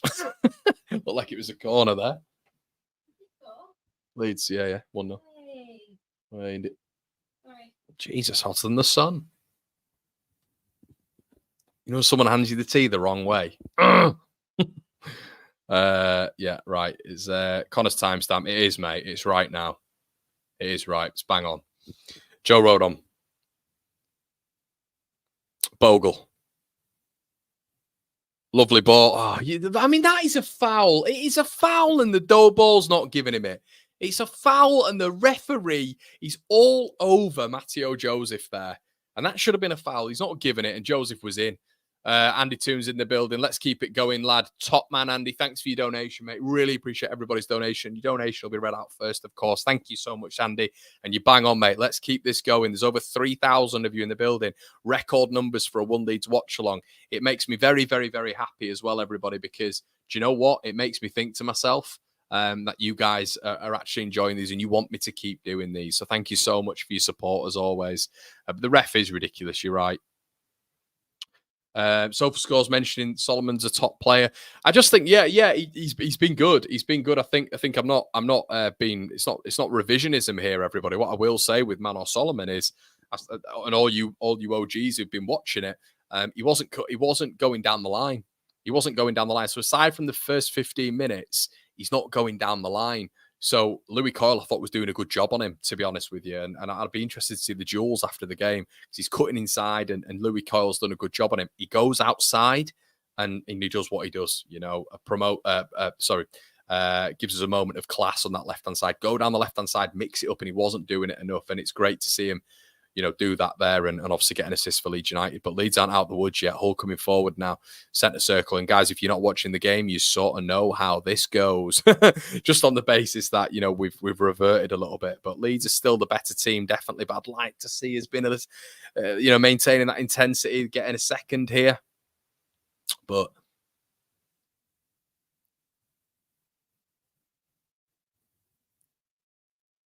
$20 minutes left. Oh, dearie me. Stressful, isn't it? Ryan Giles.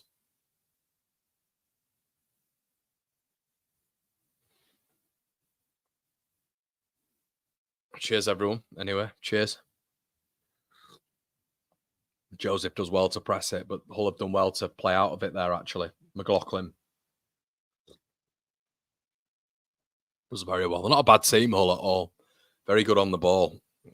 Centre-back's been better than our centre-back on the ball today. Looks like Harry Maguire up there. Manor Solomon, anyway. Firpo. Leeds playing it out from the back. It's a very nitty, gritty game. Brendan Harrison here breaking away. Look at Nonso. Nonso is onside. Willie Nonso. No, he's not. He's off. He's done it again. He's done it again, but do you know what? I'm not blaming Willie Gnonto for that, because Brendan Aronson, once again, should have played that ball quicker. And Brendan Aronson, as we know with Leeds United in the Premier League, he takes 15 touches before playing the pass. And there that needed 2 touches straight to Willie Gnonto in a passing, but and Gnonto's in. He's in, but he took an extra touch. Gnonto went ahead of the line and he's offside. But massive opportunity there for Leeds. And we've got them on the counter-attack now. We've got them on the counter-attack, people. Martin Smith, thank you so much, Martin Smith. Really, really appreciate that, mate. That's an absolutely lovely gesture from you. £10 of which will go back into the channel, mate. So thank you so much for all of your continued support. It's been great. This has been probably my favourite day on the watch-along so far. We've had a lot of really good people in here, and it's great to see the numbers above 3,000 as well, which hope you're enjoying the production. Hope you're enjoying the graphics at the start, and we'll be here with you instant match reaction afterwards, of course, everybody. So make sure you tune in for that one. But yeah, thanks so much, mate. And Andy Toon as well. Okay, ball played in. And it's a good header away there, to be fair, from Joe Rodon. And I think Leeds are needing a second here, people. If you are not watching the game, I think Leeds need a second. Could be wrong, but it just feels... It feels like a moment, just a little jink inside, maybe from Liam Miller, who potentially would put the ball in the bottom corner. It feels like it is just a moment here. Ball played in. Leeds. Bogle does well. It is another corner. Another corner.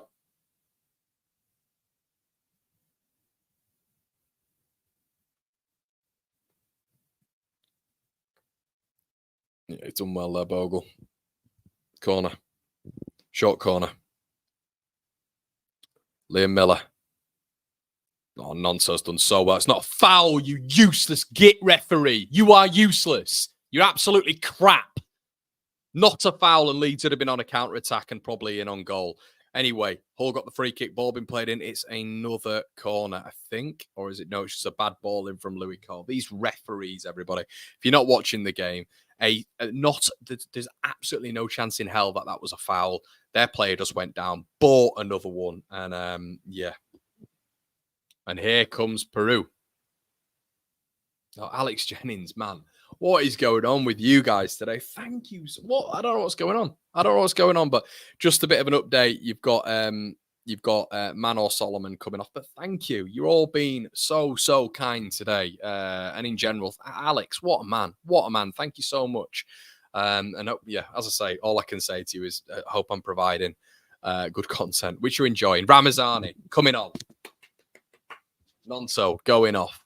And then Peru coming on for Solomon. Solomon, steady debut, I'd say. Got an assist, fair play to him. Ramazani coming on. Here we go. This is interesting because Willie Gnonto is a really good ball holder. And I wonder, when we're under a bit of pressure here, was that the right move? And I'm not just saying that. I genuinely am not just saying that. I think he's very good at holding the ball up. Really, really good at holding the ball up and has quality and can win you a free kick. This is going to be interesting in terms of substitutions. So anyway, Melee's gone long. Ramazani and Peru on. Joseph, so happy for him. Doesn't win it there, though. And Leeds committed a lot there. Joe Rodon panicked a little bit there. Not helped by the goalkeeper, who didn't really seem to give him that assurance. But once again, thank you to all of you who've been involved today. Anyway, Ramazani. Poor touch from Joel Peru to start proceedings. Ramazani receives the ball again here. He's got the Max Gradles about him, hasn't he? Peru. Ramazani. Unlucky. Oh, Peru. Jesus Christ, he's just not on his toes. He could have had an opportunity there. Ethan Ampadu. Joel Peru again. Come on, Joel, have a strike. Guys, you know what I mean when I say with Joel Peru? Sometimes he's just half asleep. Joel Peru gets the ball on the edge of the area there. There's no one even closing him down. It's like, oh, Joel, shoot. Joel, shoot. Take a touch out. And he's like, oh, I've got the ball at my feet. Oh, my God. A real excellent opportunity there in acres of space. Hull are committing a lot of bodies forward here. One Leeds chat. They are committing a lot of bodies forward, which is enabling Leeds to have a lot of space just in that midfield bracket. Anyway, Louis Coyle. It's been a good game, this, I have to say. It'd be a good game for the neutral.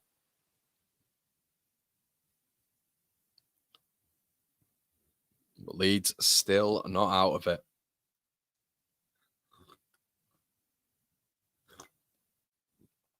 Keep slapping a like on the video, everybody. Really appreciate it. But as we get into the 76th minute here.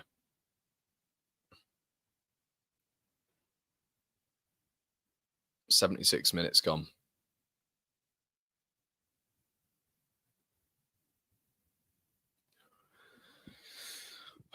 Come on, Leeds.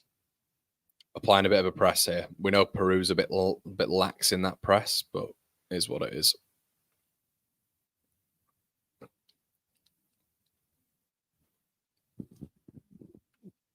Oh man, is it Omar?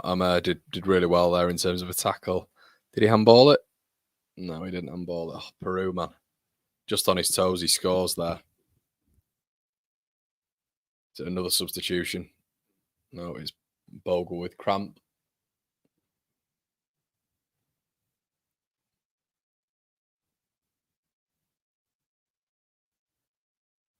How have you found it then, everybody? How have you found this game? It's weird, isn't it? It's weird not seeing Rutter and Somerville consistently start for us. It's weird because you've just got that X factor in them, haven't you? And I think maybe the I don't know, the level's been lowered a little bit, it feels like. But at the same time, as Casey Palmer comes on for Hull here for his debut, I think. Could be wrong on that one, but Casey Palmer, I'm pretty sure was in a Hull City top last time I saw him. But he could also be, he could have also just started the season for Hull on the bench. But yeah, they're bringing Simons on for Zambrano. Zambrano, I had no idea was at Hull, by the way. But yeah. Unbelievable. Some of these transfers that have happened, and Palmer's obviously gone off. Thank you so much, Helvete. I know you're watching it with your wife or your good partner. Get a comment in, mate. I do read a lot of yours as they are, but shout out to you, my friend. God, come on, Leeds.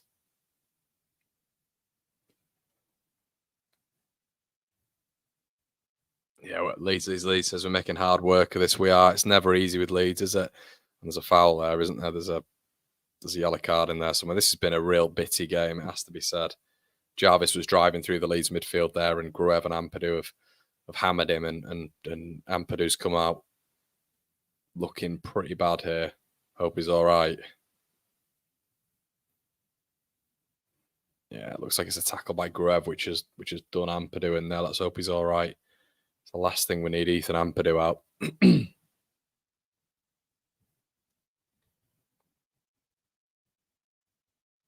Is he all right? Is Ampadu all right? Gruev yellow card. It's been a real comeback. It's been a real choppy game, hasn't it, everybody? But stick around for the instant match reaction. Nice segue.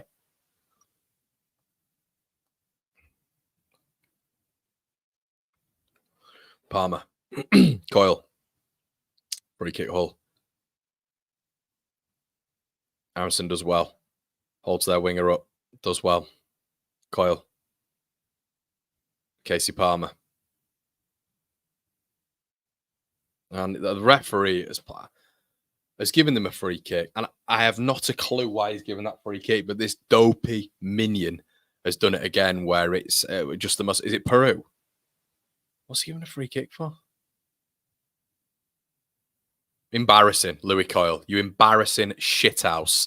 And the referee's an even bigger shithouse for giving that as a foul. Unbelievable. Professional football, you know, I'd have never been allowed to do that with my old man. Louis Coyle, an embarrassment. Just throwing himself to the floor. Unbelievable, and the referee's giving it. Staggering. But here we go anyway. Hull City. Nodded out. That's well done, Joseph. Well done, Joseph. Good strength. He does really well there. And he's done fantastically well. Aronson, give the ball simply, Brendan. Kind of does. Ampadu away. Joseph did really well there. Firpo, aggressive, does really well. Okay, play the ball. Oh, Joseph, no. It's a fantastic ball. Leeds are in. Joel Peru, finish it off. Yes! Well done, Peru. Get in there. And that is the point signed, sealed, and delivered Hull City have been counter-attacked by Leeds United.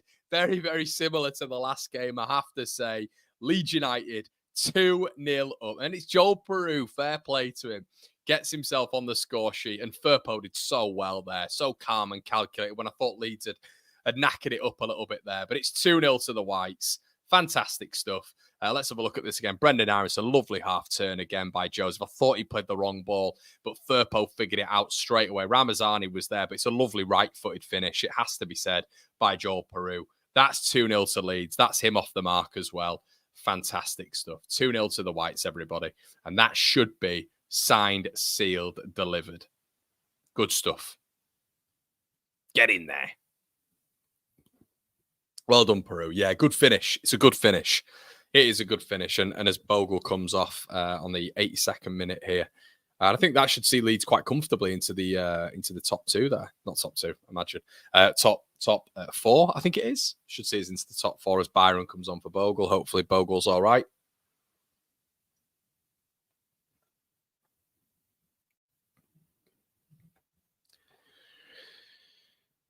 But yeah, looks like Cody Drame is coming on for Hull, which is a bit weird with like 8 minutes left.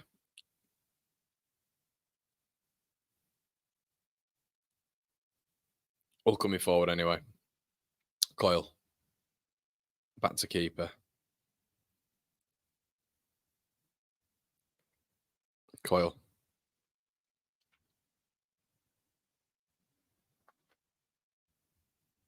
Giles. McLaughlin. Good ball. Fizzed on it. Bit of a square pass out there, Giles, but Hull keeping it at the back here. Leeds have just got to hold the ground a bit. Hold the ground a bit. And Purdue does well. Really aggressive, but the ref doesn't like that because he doesn't enjoy contact. It's contact sport referee. Little minion. Oh, Leeds nearly win it high. Matteo Joseph, obviously the goal scorer. I'm buzzing that he's got off the mark as well. Tidy finish as well. Assist from Solomon. Miller. Ball zipped in the air.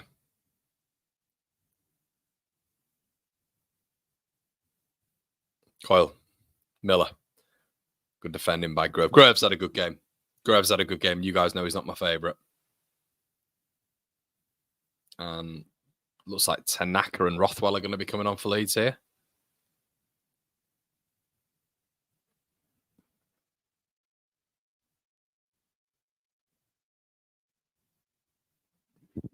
Burstow's coming on up front for Hull. I think Giles has come off for Drame. Bit odd, but there you go.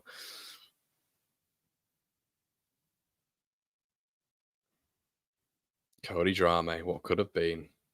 Don't think you were good enough for you.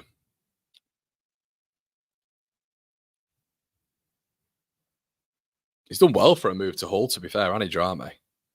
He's done well. Like, he's not going to be starting, is he, above what Giles and Coyle, but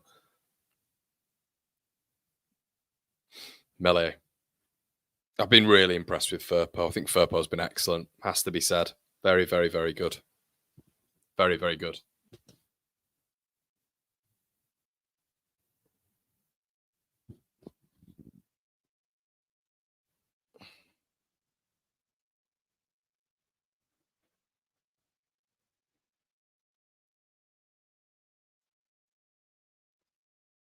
Leeds free kick. Join me afterwards, everybody, as we will have the instant match reaction. I think we might be being joined by Gabe as well, which will be good. You guys are interested.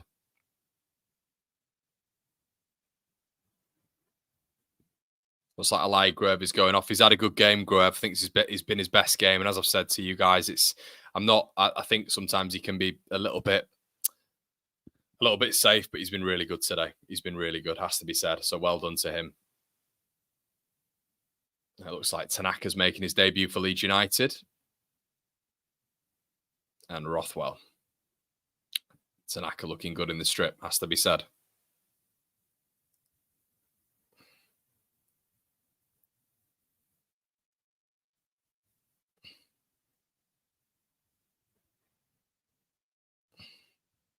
He's playing out from the back here. Melee and Purdue. Oh, good play. Who's that? Peru. Whoa. Ramazani does well. Leeds keeping hold of the ball. Great play. Can Harrison just get that toe? He sort of didn't fancy that. Tanaka with his first touch. Byram. Ramazani. Aronson. Ramazani. Good play by Leeds here. Short, incisive football. Man, Ampadu's giving it away. Needlessly. Peru doing well there in the press. It's not a foul, but the bozo's giving it again. Worst referee we've had this season, people. And it takes a lot with this lot, doesn't it? Awful referee. Awful. Unfortunately.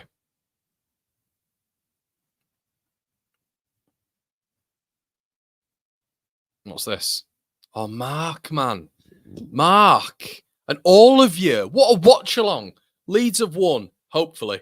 Clean sheet, hopefully. Ramazani, Tanaka, all this fantastic stuff. And the donation, you've been wonderful. You've all been wonderful. And thank you so much, Rothwell.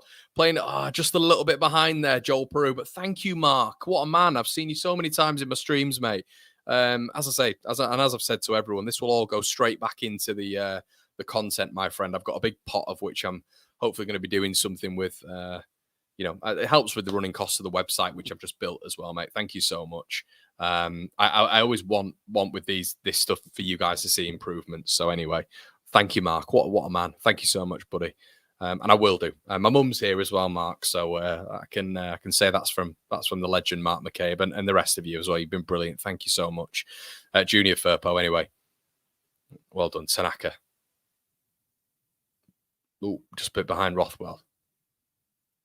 Firpo. Leeds really good in the tight pockets here. Really good in the tight pockets. And look, everybody, we've got an international break now as well. I know they're not all great.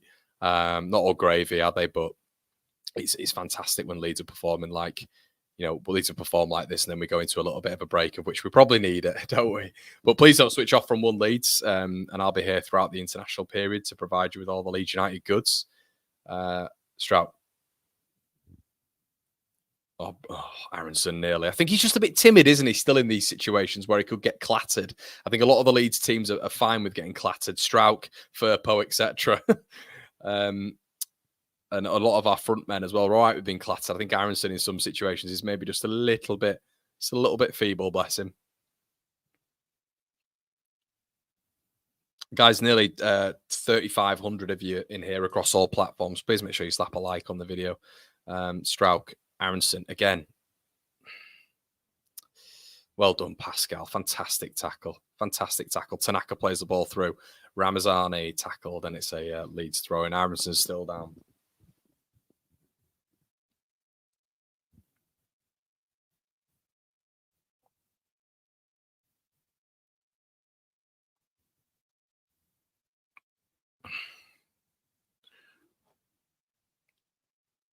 I mean, that looked like Aronson was fouled there, in all fairness. It really did look like Aronson was fouled. And it was. It's a bad tackle. It's Cody Drame. It's a foul. It's a yellow card. Unfortunately, we have another referee. I'll tell you what, I've liked the look of Tanaka. Look very smooth. Very smooth in possession. Looks very nice. And we've only seen... You can just tell a player. You can tell a player. I just, as you guys know, I love the old midfield discussion as well, because I used to be a midfielder myself, and you can just tell a baller in that midfield. You can just tell. Good under pressure, nice touches. I like him. Tanaka, another lovely touch. Or was that Rothwell? Unlucky. Just out of play there. Shout out to Tim W, who's become a member. Shout out to you, buddy. And guys will be here immediately after the match, so please come and watch me.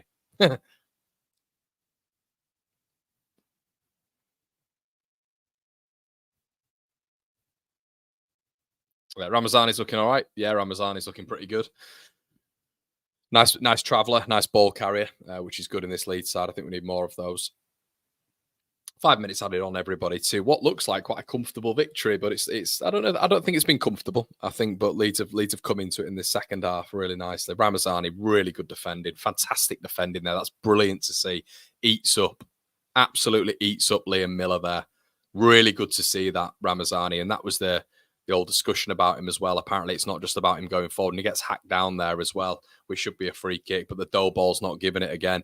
I hate this. Sorry, I don't hate anyone, but this referee is a clown. And I'm saying for both sides, he's got more wrong decisions than right decisions, and it's so frustrating when you get the referee as another talking point in football matches. I know we've won the game, but the standard of refereeing in this country is abhorrent. It's so poor. The basics they can't get right. Anyway, Hull are in a really good position here. Could they get one? No, they haven't got one. Leeds were opened up a little bit there. Ramazani, anyway, Sam Byram. Just need to be a bit careful there because we don't want anything of the like getting through. Ramazani. I like Ramazani. Nice little turning circle. John, Robin Hood's Bay, I give you a shout out at the start, mate. And shout out to all of you Leeds fans. We've got Whitby Whites out there as well, but the Robin Hood Bay Whites are massive out there. We've now got the Japanese Whites as well, haven't we? But shout out to all of the Leeds United fan bases across the country as well. I know a fair few of you tune into this one as well, this show. So shout out to all of you. John, hope you're doing all right on the old fishing boat, mate. But yeah, good win for Leeds United, this one. Let's see it in. Yeah, Tanaka looks good, man. He's got good balance, good left foot, good right foot. Yeah, Tanaka's a player, man. Tanaka's a good footballer, and he wants the ball. He doesn't hide. Look, it's easy for me to say that. Ilan Mele shanks a goal kick under no pressure, nearly into touch. Firpo does well to at least get something on it. Leeds, I've liked Leeds' press in this last 30 minutes as well. Last 30 minutes, they've been really, really nice in terms of that intensity. Do you know what? Peru's been very good. Peru's come on, and he's been very, very, very good when he's come on. I know he scored that goal, but it's not just about that. I think there's been a lot of good intention there, a lot of good predictability. Ramazani is a defensive monster. He's a defensive monster. He's pointing at Byron where to go, and Byron wins it really well. And Byron gives it away and wins a free kick. But I tell you what, Ramazani's defensive display has been excellent. And I know that's not what we signed him for, but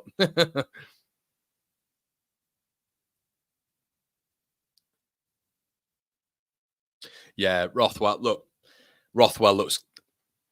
He's my guy, mate. He's my guy, Rothwell. I'm just a big fan of him. I'm just a big fan of Rothwell. Another midfielder that I look at and think, yeah, I'm about you. Quick player, incisive, good decision maker. Yeah, big fan of Rothwell. Oh, Ramazani, lovely balance there.